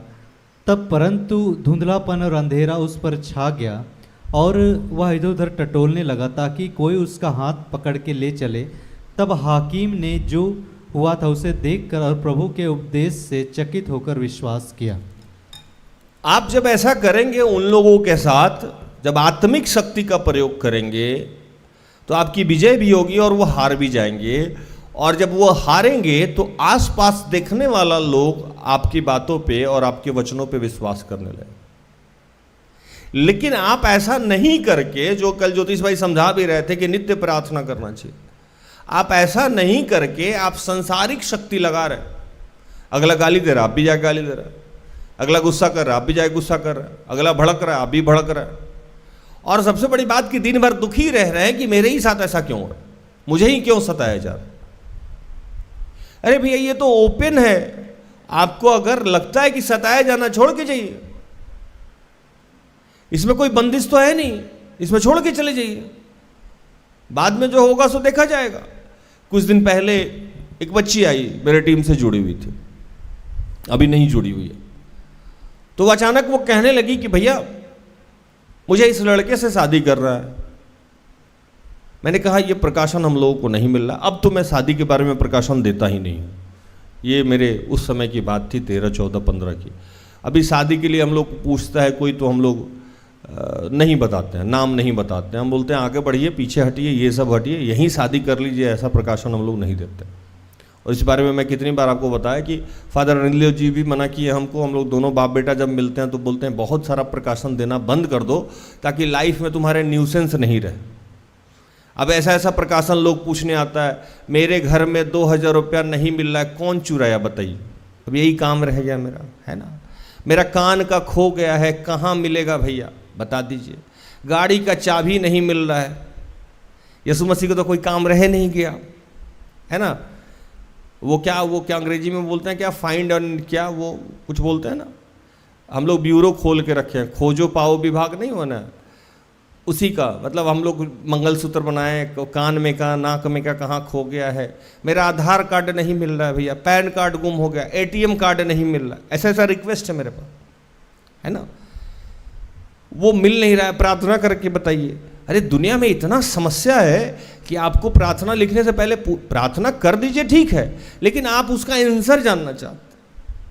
यहाँ लोग कैंसर से मर रहा है, यहाँ किसी को भूख से मर रहा है, गरीबी से मर रहा है, सुसाइड कर रहा है, कि कोई निसंतान है, डिप्रेशन में है, किसी की शादी नहीं, इतना मेजर इशू है, और उसमें आप कह रहे हैं कि मेरा कान का नहीं मिल रहा, या मेरा 500 रुपया कौन चुरा लिया, बोल दीजिए। कुछ दिन पहले क्या हुआ कि हम लोग किसी का नाम बता दिए, 2-3 साल 4 साल के पहले, वो जाके उस पर केस कर दिया। अब बताइए, अगर आपको किसी का नाम बता दिया जाए, घर में नौकरानी आ गई, आप किसी को जाके उसका झोंटा नोच नोच के मारने लगे कि बताया गया है प्रकाशन है, तुम ही चोर हो, तो तुम मेरी भी बदनामी हो रही है ना, प्रभु की भी बदनामी हो। तो हम और सिस्टर एस्थर मिले, बंद कर दिया। उसके बाद फादर नीलियो जी मिले तो और भी बंद कर दिया। वो बहन आई, हम लोग से बात करने लगी। बहन बोली कि नहीं प्रकाशन है तो फिर भी हम शादी वहाँ कर लेंगे तो क्या हो जाएगा, बहुत लोग प्रकाशन के खिलाफ शादी करता है, हम की सौभाग्य है, जाइए कर लीजिए, इसमें क्या बुराई है। मानना है या नहीं मानना ही तो आपके हाथ में है, मत मानिए। और हम कोई प्रभु के ठेकेदार थोड़ी है कि हम आपको कॉलर पकड़ के बोलेंगे नहीं प्रभु का बात सुनिए ही सुनिए ही सुनिए ही, नहीं सुनिएगा तो आपको बाहर कर देंगे, ऐसा यहां नहीं होता है। मन कर तो चलिए, नहीं मन कर तो मत चलिए। मेरा क्या है, मैं तो मिट्टी झाड़ दूंगा। प्रभु ने कहा कि जहां तुम जाओ वहां अपने पांव के मिट्टी को क्या करो, झाड़ दो। क्यों झाड़ दो? जब वहां कयामत में जाइएगा तब प्रभु मेरा कॉलर नहीं पकड़ेगा, जैसे वो पकड़ेगा देखिए प्रभु, मिट्टी से पूछिए हम जाके फलाने आदमी को ये बात बताए थे, वो सुना नहीं तो हम क्या करें, मिट्टी खड़ा होके आएगा ऐसे आवाज, बोलेगा हाँ ये छोटी को बताया था, ये मेडिसिन नहीं खाओगे, ऐसे नहीं करोगे तो आंख का समस्या नहीं जाएगा। सुनी नहीं 2 दिन, मेरा निकल गया काम, खत्म हो गया, हम बच गए, है ना। ये नीरज को बताया था, ये सोनम को बताया था, ये सुमित को हम निकल गए, अपना हाथ धुल लिए, मुझे कोई समस्या नहीं। और मैं वैसा सेवक भी नहीं हूं कि एकदम आपके पीछे पड़ा रहूं। मेरे पास है बच्चे कुछ जिसके पीछे मैं पड़ा रहता था, अब तो और भी सुधार दिए। बच्चे नहीं मुझे सुधार दिया। मी टाइम है मेरा, पर्सनल लाइफ है मेरा, है ना। मुझे जो करना है करने दीजिए, मुझे जो जीना है जीने दीजिए। हम लोग बोले कि जी लो।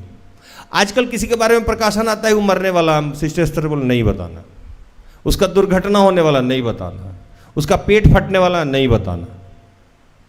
क्यों बताना है एक ही चीज को बार बार? 6 महीने से बता रहे हैं, नहीं मान रहा है। अब प्रकाशन आता है, नहीं बताना है। बताने का कोई महत्व नहीं है। बताया तब जाता जब वो आदमी उसको स्वीकार करके अपना रास्ता बदलता। बार बार आ रहा है प्रकाशन, नहीं बताना है तो मत बताइए, नहीं चलना है तो मत बताइए। क्यों? फ्री का है तो नहीं ना कि फ्री का है जाके प्रकाशन बताते रहे। चलना है चलो, नहीं चलना है मत चलो, है ना। हम लोग यहाँ कहावत है कि चढ़ाना बेटा दीवाल सिखा दी। कितने बार हम बोलते हैं ना कि दीवाल तड़पने के लिए बच्चा बोलता है बोलता है बोलता है, उसका पापा मना करता है कि दीवाल मत कूदो, दीवाल मत कूदो, दीवाल मत कूदो, है ना। वो बच्चा बोलता है नहीं कूद जाते हैं, कोई बात नहीं छोटा सा तो है। तो उसका पापा लास्ट में बोलता है चढ़ो बेटा कूदो, दीवाल अपने सिखा देगा। वो कूदा, पैर टूट गया। आप समझ गए ना। तो जो काम आपको मना किया जा रहा है अगर आप लगातार कर रहे हैं, अच्छा उसमें भी लोगों को लगता है कि हम लोग का अपना निजी स्वार्थ है, निजी स्वार्थ है, पता नहीं मेरे साथ नहीं जुड़ेगा तो उसका सेवका, मेरा सेवकाई नहीं चलेगा। भैया अपने स्वार्थ के लिए बोल रहे हैं, भरमा रहे हैं हमको। वचन भी है कि हम भरमाने वाले हैं, लेकिन हम भरमाते भी हैं तो भी आपके लाभ के लिए ही भरमा रहे हैं। सेवक अगर कोई भरमाता भी है कभी तो वो आपको प्रभु से जोड़ने के लिए भी बताया। हम भरमाने वाले हैं फिर भी आपको प्रभु से जोड़ देते हैं, ये वचन है हमारे लिए। तो वो बच्ची कहीं और शादी कर ली। अब सेकंड कहानी नहीं सुनाएंगे, कभी और सुनाएंगे पार्ट 2 कि उसके जीवन का क्या हुआ, है ना। ऐसे हमारे पास बहुत लोग हैं जो प्रकाशन लेते हैं लेकिन उसको मानते नहीं है और बड़ा एकदम बिंदास होके कहते हैं नहीं करेंगे तो क्या करिएगा। हमको मत करो, आप नहीं करिएगा तो मेरा क्या बिगड़ेगा? यूदस प्रभु के साथ रहता था, वो प्रभु के मार्ग पे नहीं चला, यीशु का क्या बिगड़ गया? कुछ बिगड़ा? प्रेरित, बाकी प्रेरित का क्या बिगड़ गया? कुछ बिगड़ा? नहीं बिगड़ा, उसका बिगड़ा, वो जाने उसका क्या बिगड़ा। तो बहुत सारे लोग हैं जो नहीं चलते हैं, तो इसका मतलब ये नहीं है कि उसको देख के आप भी कहिए कि हम भी नहीं चलेंगे। मत चलिए आप, अगला कुआं में कूद रहा है, आपको भी मन है कूदने का, जाके कूद जाइए। लेकिन आज यही पौलुस समझा रहे हैं कि तुम जब मेरे साथ रहते हुए देखे कि कैसे लोग मेरे जीवन में आया और समस्या उत्पन्न करता था और मैं उसका समाधान कैसे करता था, ये भी देखे। दूसरे एक जगह वचन में कहते हैं कि कैसे लोग मेरे ऊपर पथराव करता था।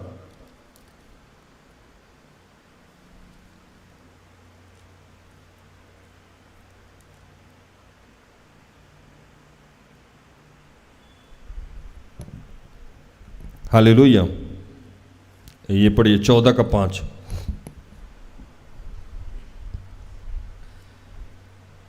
परंतु जब अन्य जाति और यहूदिया उनका अपमान और उन पर पथराव करने के लिए अपने सरदारों समेत उन पर दौड़े। अब बताइए, पौलुस यहाँ प्रचार कर रहे हैं और बाकी सारे लोग क्या कर रहे हैं? उन पे पथराव कर रहे हैं। और पौलुस की महानता देखिए कि उस समय वो क्या किए, सो मैं बताता हूँ। उसी समय कुछ देर के बाद इधर पथराव चालू है और एक व्यक्ति उनके तरफ निहार रहा है, बचपन से लंगड़ा है, पैर काम नहीं कर रहा, निहार रहा है कि कहीं पौलुस कुछ कर नहीं दे मेरे लिए। और पौलुस जोर से चीखते हैं और चिल्लाते हैं और कहते हैं, अपने पांव के बल सीधा खड़ा हो। तब वो उछल कर चलने लगा। पढ़िए वचन को 9, 10, 11, 14 का। वह पौलुस को बातें करने सुन रहा था।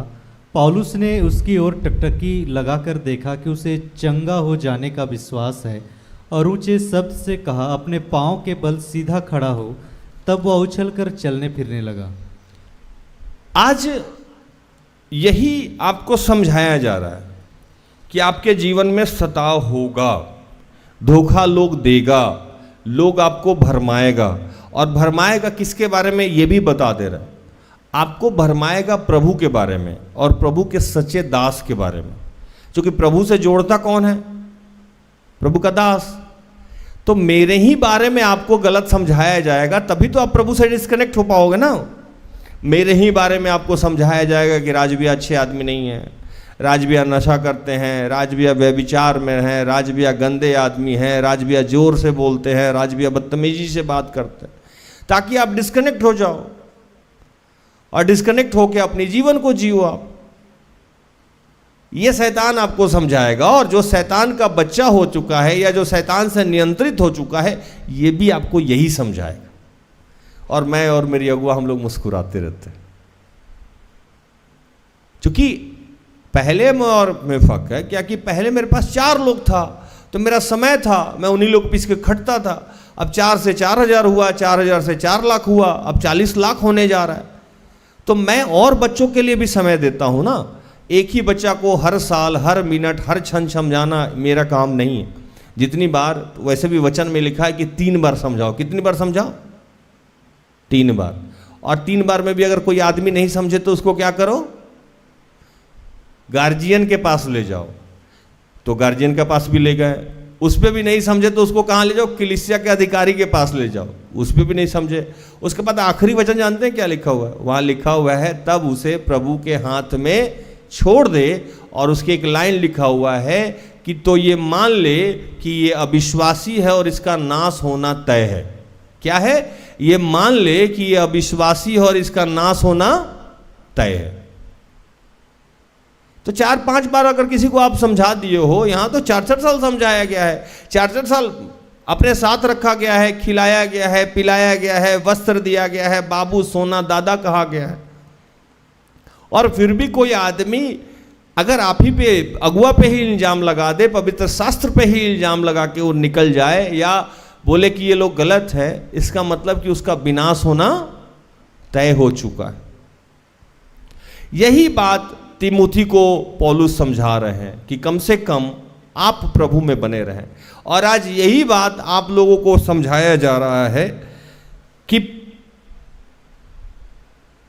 जो भी आपके जीवन में कष्ट है, विपत्ति है, समस्या है, ये सब अनिवार्य है, ये होगा ही होगा। लिखता है कि जो इसे सहते सहते पक्के हो जाएंगे वही मुकुट को पाएंगे। लिखता है एक जगह कि जब आप किसी दौड़ में दौड़ रहे हैं, है ना, और आप किसी दौड़ में दौड़ रहे हैं और दौड़ते दौड़ते आपको क्या ध्यान रखना है कि आप किस चीज़ में दौड़ रहे हैं। आप रेस में नाम लिखाए हैं और आप दौड़ रहे हैं, तो दौड़ने के क्रम में आपको सिर्फ ये ध्यान रखना है कि सेनापति को खुश कैसे करना है। और दौड़ने के समय में एक रूल रेगुलेशन होता है जो मैं कह के समाप्त कर दूं इसको। रूल रेगुलेशन क्या होता है? आप कभी बचपन में दौड़े हैं, रेस दौड़े हैं? रेस दौड़ने में ना आपको एक ट्रैक दे दिया जाता है कि इस ट्रैक से बाहर नहीं जाना है, ना दाहिने जाना है ना बाएं जाना है, और एक टाइम लिमिट कर दिया जाता है कि आपको इसी स्पीड पे दौड़ना है या यहाँ पहुँचना है। तो वैसे ही आपको ना ट्रैक से बाहर जाना है और आपका दायरा भी सीमित है। वैसे ही जब आप प्रभु में जीते हैं तो लॉ, नियम, कानून सीमित है, इसको आपको पकड़ के चलना होगा। जीतना ही नहीं है, अगर आपको सही में जीतना है तो आपको ट्रैक से बाहर नहीं जाना होगा, रूल को नहीं तोड़ना होगा। और हम लोगों को तो यह अधिकार दिया गया है, हम लोगों को अधिकार दिया गया है कि कोई आदमी अगर नहीं समझे तो उसे डांट के समझाओ। लेकिन जैसे हम डांटने जाते हैं तो हम क्या हो जाते हैं? शैतान उसके दिमाग में क्या डालता है? देखिए एक वचन पढ़िए,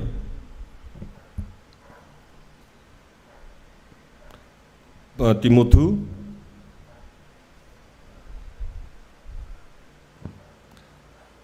4 का 1, 2, 3, 4, 5। दूसरा तीमुथी 4 का 1, 2, 3, 4, 5। देखिए इस सेवक को अधिकार है, लेकिन सेवक जब ये अधिकार अपना इस्तेमाल, हमको मजबूरी है, हमको ये काम करना ही है, लेकिन जैसे हम यह काम करेंगे तो शैतान को मानने वाला या शैतान के अधिकार में जाने वाला लोग आपको समझाएगा। आपकी गर्लफ्रेंड समझा सकती है, आपका बॉयफ्रेंड समझा सकता है, आपका पति समझा सकता है, आप खुद ही आपका मन समझा सकता है। पढ़िए, परमेश्वर और मसीह यीशु को गवाह करके जो जीवितों और मरे हुओं का न्याय करेगा और उसके प्रकट होने और राज्य की सुधि दिलाकर मैं तुझे आदेश देता हूँ कि तू वचन का प्रचार कर, समय और असमय तैयार रह, सब प्रकार की सहनशीलता और शिक्षा के साथ उलाहना दे और डांट और समझा, क्योंकि ऐसा समय आएगा जब लोग खरा उपदेश ना सह सकेंगे, पर कानों की खुजली के कारण अपनी अभिलाषाओं के अनुसार अपने लिए बहुत से उपदेशक बटोर लेंगे और अपने कान सत्य से फेर कर कथा कहानियों पर लगाएंगे। पर तू सब बातों में सावधान रह, दुख उठा, सुसमाचार प्रचार का काम कर और अपनी सेवा को पूरी कर। अब देखिए क्या किया जाए, मेरा तो काम है, हमको तो भैया मुकुट पाना है, तो हम अपने ट्रैक पे चल रहे हैं। आप प्यार से माने तो प्यार से, नहीं तो आपको डांट के समझाना है। और मीठा मीठा बोलना नहीं है, बोलना है प्रभु खड़ा उपदेश दो जो स्पष्ट है। लेकिन आप खड़ा सुनना भी नहीं चाहते हैं, आप सच्चाई सुनना भी नहीं चाहते हैं, आपको सिर्फ वो सुनना है जो आपके मन की बातें हैं। और उसमें कुछ झूठे उपदेशक खड़े भी हैं जो आपके मन के अनुसार बात कर रहे हैं। अब एक कहानी सुनाऊं मैं छोटा सा। एक बार की एक घटना बता रहा हूं। मैं अशोकनगर ऑफिस में था, कोरोना का समय था, और मैं कहीं जाता नहीं हूं। अब इसलिए भी नहीं जाता हूं कि उम्र हो गया, बूढ़े हो गए। दूसरा इसलिए भी नहीं जाता हूं कि मेरा अपना काम निपटता नहीं है जैसे बाइबल का जितना अध्ययन मुझे करना चाहिए। अब हम लोग का कल ज्योतिष भाई आए, बेचारा दिन भर खटा, शाम में पुलपिट पे चढ़ा दिया। सब डरा हुआ था, पता नहीं प्रचार कर पाएंगे कि नहीं प्रचार कर। बाद में हम सोचे प्रचार कर लिया, शाम में आज पीठ ठोकेंगे उसका। कुछ तो मेरा गुण गया उसमें। दिन भर बालू सीमेंट करके हमको भी प्रचार पे चढ़ा दिया जाता है।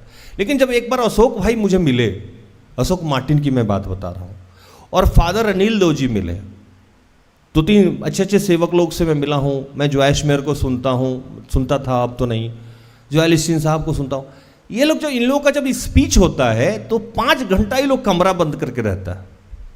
4 घंटा इन लोग का कमरा बंद है, लॉक है अंदर से, वचन पे मनन कर रहा है, प्रार्थना कर रहा है, मनन कर रहा है, प्रार्थना कर रहा है, आराधना कर रहा है, 5 घंटा 6 घंटा 7 घंटा ये लोग का कमरा बंद है, और उसके बाद वो प्रचार में आता है।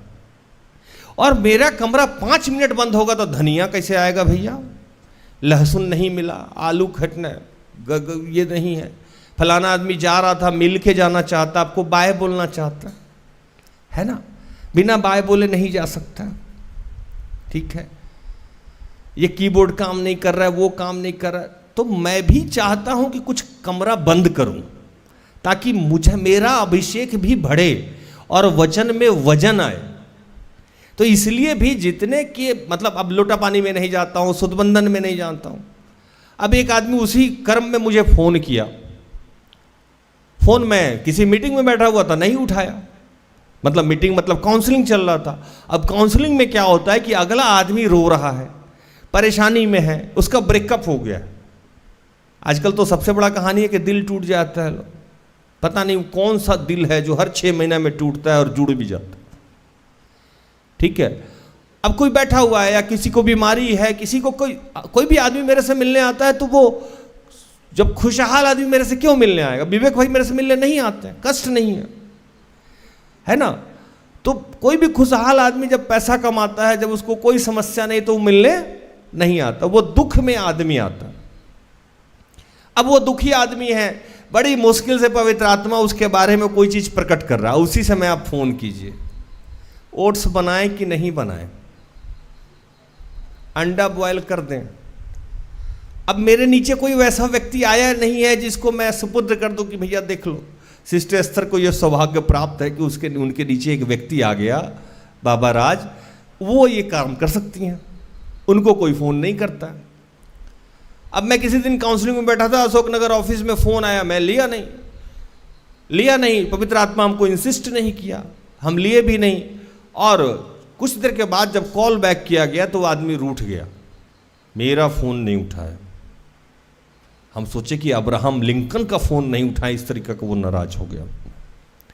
राष्ट्रपति का फ़ोन नहीं उठाए या हेमंत सोरेन का फ़ोन नहीं उठाए, इस तरीका से वो नाराज हो गया। काम क्या था मैं बता दूं आपको, उनके बाहर के एसी जो लगा हुआ था, एसी दो होता है, एक अंदर जो हवा फेंकता है और एक बाहर जो आउटलेट लगा रहता है जिसमें फैन रहता है, उस फैन के ऊपर में सिंदूर का पुरिया रखा हुआ था और 3 बार ऐसे टिक टिक मारा हुआ था। वो मियाँ बीबी निकला तो देखा सिंदूर है, कांप रहा था, है ना, डर गया और वो सीधा फ़ोन लगा दिया मेरे ऊपर। उसको लगा कि हम जैसे फ़ोन करेंगे, राज तो एम्बुलेंस है, इधर फ़ोन किए उधर टें करते हुए आपके घर पहुंच जाएगा। वो फ़ोन हम नहीं लिए तो वो सिंदूर तो था उनका। अब कोई दूसरे सेवक को फ़ोन कर दिया जो एकदम इधर फ़ोन गया, उधर से वो पहुंच गया, पहुंचा, उसको प्रार्थना उतना करके सिंदूर हटाया, बोला बहुत बड़ा विपत्ति से आप बाहर आ गए, बहुत बड़ा विपत्ति से आप बाहर आ गए। बाद में मेरी मुलाकात हुई तो बोला ऐसा ऐसा था। मैंने कहा कोई ऐसे बदमाशी में भी सिंदूर रख दिया होगा। अगर सिंदूर से प्रॉब्लम था, हर महिला सिंदूर लगा के चलती है, तो आपके घर में ही सिंदूर लगा हुआ है तो आप तो उस डेंजर जोन में है ना। कहाँ कहाँ से लोग कहानी, पवित्र आत्मा बताता है हम लोगों को कि किसी के जीवन में कोई समस्या नहीं है, लोग डरा हुआ है। अभी कुछ डर मैं बताता हूँ, लोगों को लगता है कि मंदिर के बगल से क्रॉस कर जाएंगे तो मेरा अशुभ हो जाएगा। मेरे अपार्टमेंट में ही मंदिर है। लोग करता है कि मूर्ति देख लेंगे तो अशुभ हो जाएगा। कुछ भरम फैला के रखा हुआ है लोग, और सेवक भी जाता है और उसको प्रूफ कर देता है, हाँ बहुत डेंजर है आपके साथ। कल एक बच्ची आई मेरे पास, कल की परसों, बोली कि मेरे अंदर दुष्ट आत्मा है। मैंने कहा पूरा 40-42 साल, 45 साल, 50 साल, जो भी मेरा उम्र है, जैसा अब आप समझ लीजिए जितना उम्र मान लीजिए, इतने साल में मैंने कभी भी किसी भूत को आके नहीं बोला देखा कि वो आके बोले कि मेरे अंदर भूत है, या चुड़ैल आके कहे कि मैं चुड़ैल हूं, मुझे निकाल दीजिए।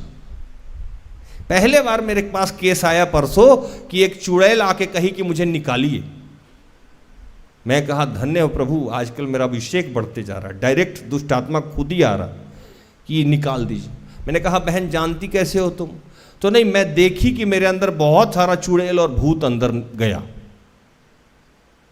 और रात में मेरा बाल उखाड़ता है, ये उखाड़ता है, वो उखाड़ता है, वो उखाड़ता है। और प्रभु बोला इसके अंदर कुछ नहीं, लेकिन वो मानने को तैयार नहीं है। क्यों? तो उसको बहुत सारे सेवक ने कह रखा है कि उसके अंदर चुड़ैल है। अब जब हम कह रहे हैं चुड़ैल नहीं है, तो बोले भैया ठीक से प्रार्थना कीजिए। मैंने कहा कि अच्छा आइए, कुछ दिन आप आइए, निकालते हैं आपका चुड़ैल हम लोग प्रभु के नाम से। फिर हमारा चुड़ैल इंचार्ज ज्योतिष भाई को हम लगा दिए उसके पीछे, है ना। ज्योतिष भाई कुछ देर खटा है, अब पता नहीं अब नेक्स्ट स्टेप में क्या किया है, वही इंचार्ज है यहाँ का। तो लोग भरमा देता है। अब आपको सेवक भरमा रहा है, उसकी पुष्टि करने के लिए हम तो यहां नहीं है ना, कि सेवक आपको गलत बता रहा है, सही बता रहा है, और उस समय में हम आपको उपलब्ध भी मिल जाए तुरंत जाके, इसके लिए हम नहीं हैं। हम आपको एक बार बता दिए, 2 बार बता दिए, यूट्यूब पे लाइव आ रहे हैं, आपकी ज़रूरत में हम खड़े हो जा रहे हैं, आपको सही शिक्षा देने का प्रयास भी किया जा रहा है, लेकिन आपको तो खुजली है। प्रभु वचन में लिखा कि इन लोगों के कान में खुजली है, ये लोग वही सुनना चाहते हैं जो इनको अच्छा लगता, जो इनके लाभ का समझ इनको लगता है, अच्छा ये सेवक सही है। लेकिन हम लोग जब सीधे सीधे बातों को कहते हैं कि ये गलत है, भूत आप पे अटैक नहीं कर सकता है, लोग नहीं मानता। कोई आदमी अगर ईश्वर के मार्ग पे चलता हो तो उसमें उस पर दुष्ट आत्मा की साया नहीं पड़ सकती, वो नहीं मानता है। उसको वही मानना है कि हाँ आइए घर बांध दीजिए, मुर्गा देते हैं, मुर्गी देते हैं, अंडा दे देते हैं, बांध दीजिए। अगर उसको बोल दे कि हाँ आ जाते हैं, तो बोलेगा बहुत अच्छा सेवक। समस्या क्या है कि आज सरकारी डिपार्टमेंट में जो घूस नहीं लेता वो खराब आदमी है, जो घूस लेता है वो ठीक ठाक आदमी है। आप कभी गए हैं सरकारी ऑफिस में काम करने वाला? जो ईमानदार आदमी है उसको कोई पूछता नहीं है, वो आदमी काम का नहीं है। और जो बाकी जो जितने बेईमान लोग हैं वो एक सब रहेंगे, वो ऐसे ही उसके साथ बिहेव करेंगे। क्या भूषण भाई, जैसे वही बेईमान है, सारा चोर एक तरफ और एक ईमानदार आदमी एक तरफ, वैसे ही आज एक सेवक का हाल हो गया है। जितने चोर सेवक पाए जाते हैं वो सब एक तरफ है, और जितने ईमानदार सेवक है वो बेचारा लग रहा है कि उसको कुछ आता ही नहीं। और पब्लिक भी वैसे ही लोगों के पास जा रहा है, मिट्टी छू लीजिए, पैर छू लीजिए, हाथ छू लीजिए, पानी ले लीजिए, तेल ले लीजिए, बांध देते हैं, छान देते हैं। तो प्रभु बोला, पौलुस वहाँ तिमुथी को बोल रहा था खड़ा उपदेश दो, सीधी सीधी बात करो, और इससे उसका लाभ हो चाहे नहीं हो, तुम्हारा एक काम है, तुमको स्वर्ग जाना है, मुझे भी तो स्वर्ग जाना है, मुझे भी तो वहां जवाब देना है ना कि मैंने उल्टा प्रचार किया था कि सीधा प्रचार किया था। आज आपसे 4 रुपया लूट लेंगे, साक्षी को दे देंगे, या बेटी उन्नति को दे देंगे, या पत्नी को दे देंगे, माँ बाप को दे देंगे, लेकिन उसका हिसाब तो हम ही को देना होगा ना। वो तो बोलेगा मुझे क्या पता है पापा कहां से लाए, मैंने पापा को थोड़ी बोला था कि चोरी करके लाए। प्रभु बोलेगा तुम तो जानते थे शिक्षा, क्योंकि प्रभु बोला कि जिसको जितना दिया गया है उससे उतना हिसाब लिया जाएगा। आज सीधे तौर पे प्रभु ये कह रहा है आप लोगों को कि आपके जीवन में जो भी समस्याएं हैं, जो भी परेशानियां हैं, उसमें अपने आचरण को नहीं बदलिए। प्रभु की जो शिक्षा है उसको पकड़ के रहिए। चाहे जिस भी माध्यम से सताव हो रहा है, परेशानी आ रहा है, आप अपने व्यवहार को नहीं बदलिए। और आपका जो अस्त्र शस्त्र है वो प्रार्थना ही है, आपका अस्त्र शस्त्र वचन ही है। और आपको अगर लग रहा है कि आप ही के जीवन में सबसे ज़्यादा विपत्ति और कष्ट है, तो आपसे जो सीनियर लोग हैं उनको देखिए, आपको समझ में आ जाए कि आप कम कष्ट में हैं। और जिससे शिक्षा पाए हैं उसका आचरण देखिए, पवित्र शास्त्र जिससे आप सीख रहे हैं उसमें क्या लिखा है ये सीखिए, और उसके अनुसार जीवन व्यतीत करिए। निश्चित तौर पे आपके जीवन को प्रभु आशीषित करेगा। प्रभु इन सारे वचनों से आप सबको और मुझे भी आशीषित करे, आमीन।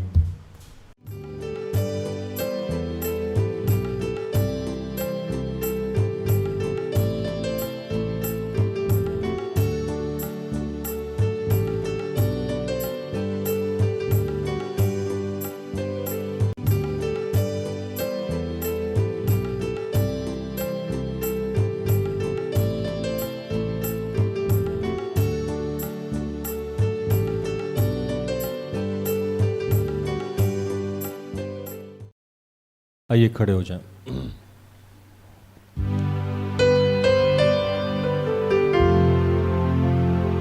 प्रार्थना कीजिए प्रभु से कि प्रभु जब जब हमारे जीवन में सताव आया हो, दुख आया हो, कष्ट आया हो और हमने अपने आचरण को त्याग दिया हो, आपकी शिक्षाओं को त्याग दिया हो, अपनी अगुआ के माध्यम से जो शिक्षा मिला उसको त्याग दिया है, पवित्र शास्त्र के माध्यम से जो शिक्षा मिला उसको त्याग दिया है, उसके लिए हम तुझसे क्षमा चाहते हैं। और प्रभु आज हम सबको ये सामर्थ्य दे कि हम जीवन में चाहे जो भी रहें लेकिन तेरी शिक्षाओं, तेरी आज्ञाओं का निर्वहन करते रहें और उस लड़ाई को, उस जीत पाएं, उस मुकुट को हम ले पाएं जिसके लिए हमारा निर्माण हुआ है। पिता, हमारे हर चीज पे, चलने पे, उठने पे, बैठने पे आपका आशीष चाहते हैं।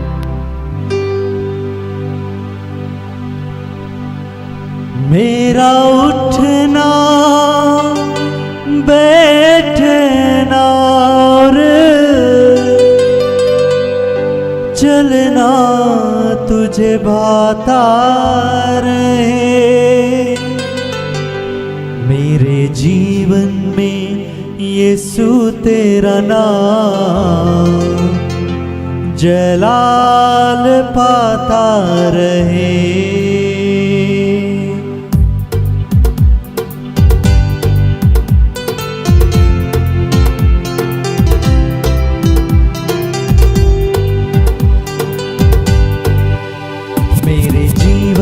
यीशु तेरा नाम जलाल पाता रहे। मेरे जीवन में यीशु तेरा नाम जलाल पाता रहे।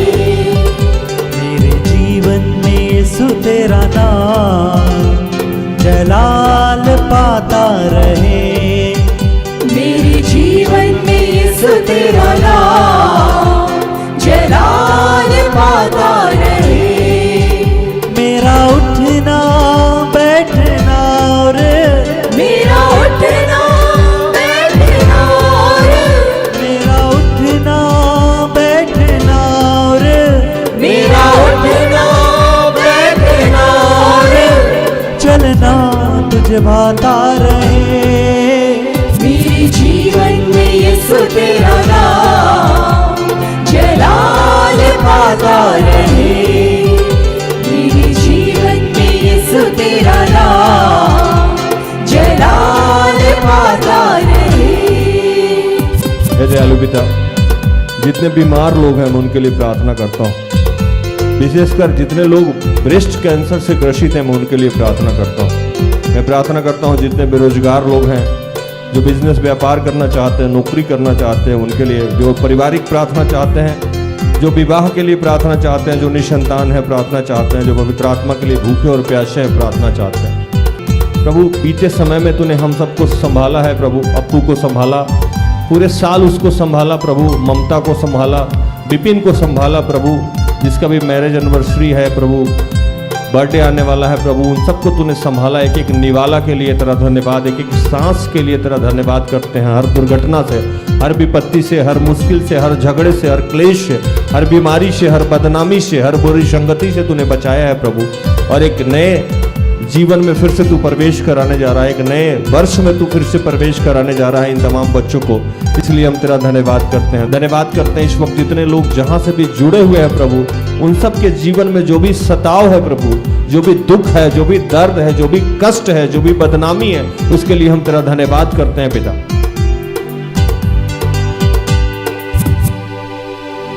बेमिसाल है तू, मैं मिसाल बनूं। बेमिसाल है तू, मैं मिसाल बनूं। तू कामिल है, मैं भी कमाल बनूं। तू कामिल है, मैं भी कमाल बनूं। बेमिसाल है तू, मैं मिसाल बनूं। बेमिसाल है तू, मैं मिसाल बनूं। तू कामिल है, मैं भी कमाल बनूं। तू कामिल है, मैं भी कमाल बनूं। दुनिया का नूर है यीशु, दुनिया का नूर है यीशु। मेरी राहें सजाता रहे। दुनिया राह सजाता रहे। मेरा उठना बैठना और मेरा उठना बैठना और मेरा उठना बैठना और मेरा उठना बैठना और चलना तुझे भाता रहे। मेरे जीवन में यीशु तेरा नाम जलाल पाता रहे। मेरे जीवन में यीशु तेरा नाम जलाल पाता रहे। कि पिता तेरा धन्यवाद करते हैं कि हम सबके जीवन में जो भी सताव है, दुख है, उसमें भी हमारा अभिषेक दिखता है और हम निरंतर उस मुकुट को पाने के लिए आगे दौड़ते रहते हैं और किसी भी तरह नियम कानून को नहीं तोड़ते हैं पिता। इसलिए तेरा धन्यवाद करते हैं। राम प्यारी और स्टेला को तूने, डॉक्टर स्टेला और राम प्यारी को तूने रिलीज किया है प्रभु, सारे दुख से उन्हें मुक्त किया है, उन्हें क्षमा किया है प्रभु। हम तेरा धन्यवाद करते हैं। इस देश के प्रधानमंत्री, राष्ट्रपति, हमारे मुख्यमंत्री और जितने राज्यपाल और अन्य मुख्यमंत्री हैं उनको तेरे हाथों में समर्पित करते हैं। जितने इंजीनियर हैं, डॉक्टर हैं, प्रोफेसर हैं, टीचर हैं, उनको तेरे हाथों में समर्पित करते हैं। जितने गैर सरकारी, सरकारी कर्मचारी हैं, जितने वकील हैं, जज हैं, उनको तेरे हाथों में समर्पित करते हैं। जितने बिजनेस व्यापार करने वाले हैं, लेबर हैं, मजदूर हैं, सुपरवाइजर हैं, उनके लिए तुझसे प्रार्थना करते हैं। जितने पंच हैं, फादर हैं, पादरी हैं, स्वतंत्र रूप से सेवकाई करते हैं, उनके लिए प्रार्थना करते हैं कि प्रभु इन सब के और हम सब के जीवन में तेरी कृपा हो। सब कुछ आपके हाथों में समर्पित करते हुए इन तमाम प्रार्थना को प्रभु यीशु के जीवित और पवित्र नाम से मांगते हैं। दया से सुन और स्वर्ग के राज में ग्रहण कर, आमीन। तो धन्यवाद प्रभु, आप सबको आशीष दे। आशा करते हैं कि आज की प्रार्थना से, आराधना से, वचनों की उद्घोषणा और अंतिम प्रार्थना से प्रभु ने आप सबको स्पर्श किया होगा। प्रार्थना तो परिवार निरंतर आपका आभारी है कि आप हमारे साथ हैं, हमारा सहयोग करते हैं। कल संध्या 5:15 में हमारी आपकी मुलाकात हो जाएगी। तब तक के लिए जय यीशु, यीशु सहाय। सारे दिल से, सारे मन से तेरी आराधना मैं करूं, तेरी आराधना मैं करूं। सारे दिल से, सारे मन से तेरी आराधना मैं करूं, तेरी आराधना मैं करूं। सारे दिल से, सारे मन से तेरी आराधना मैं करूं, तेरी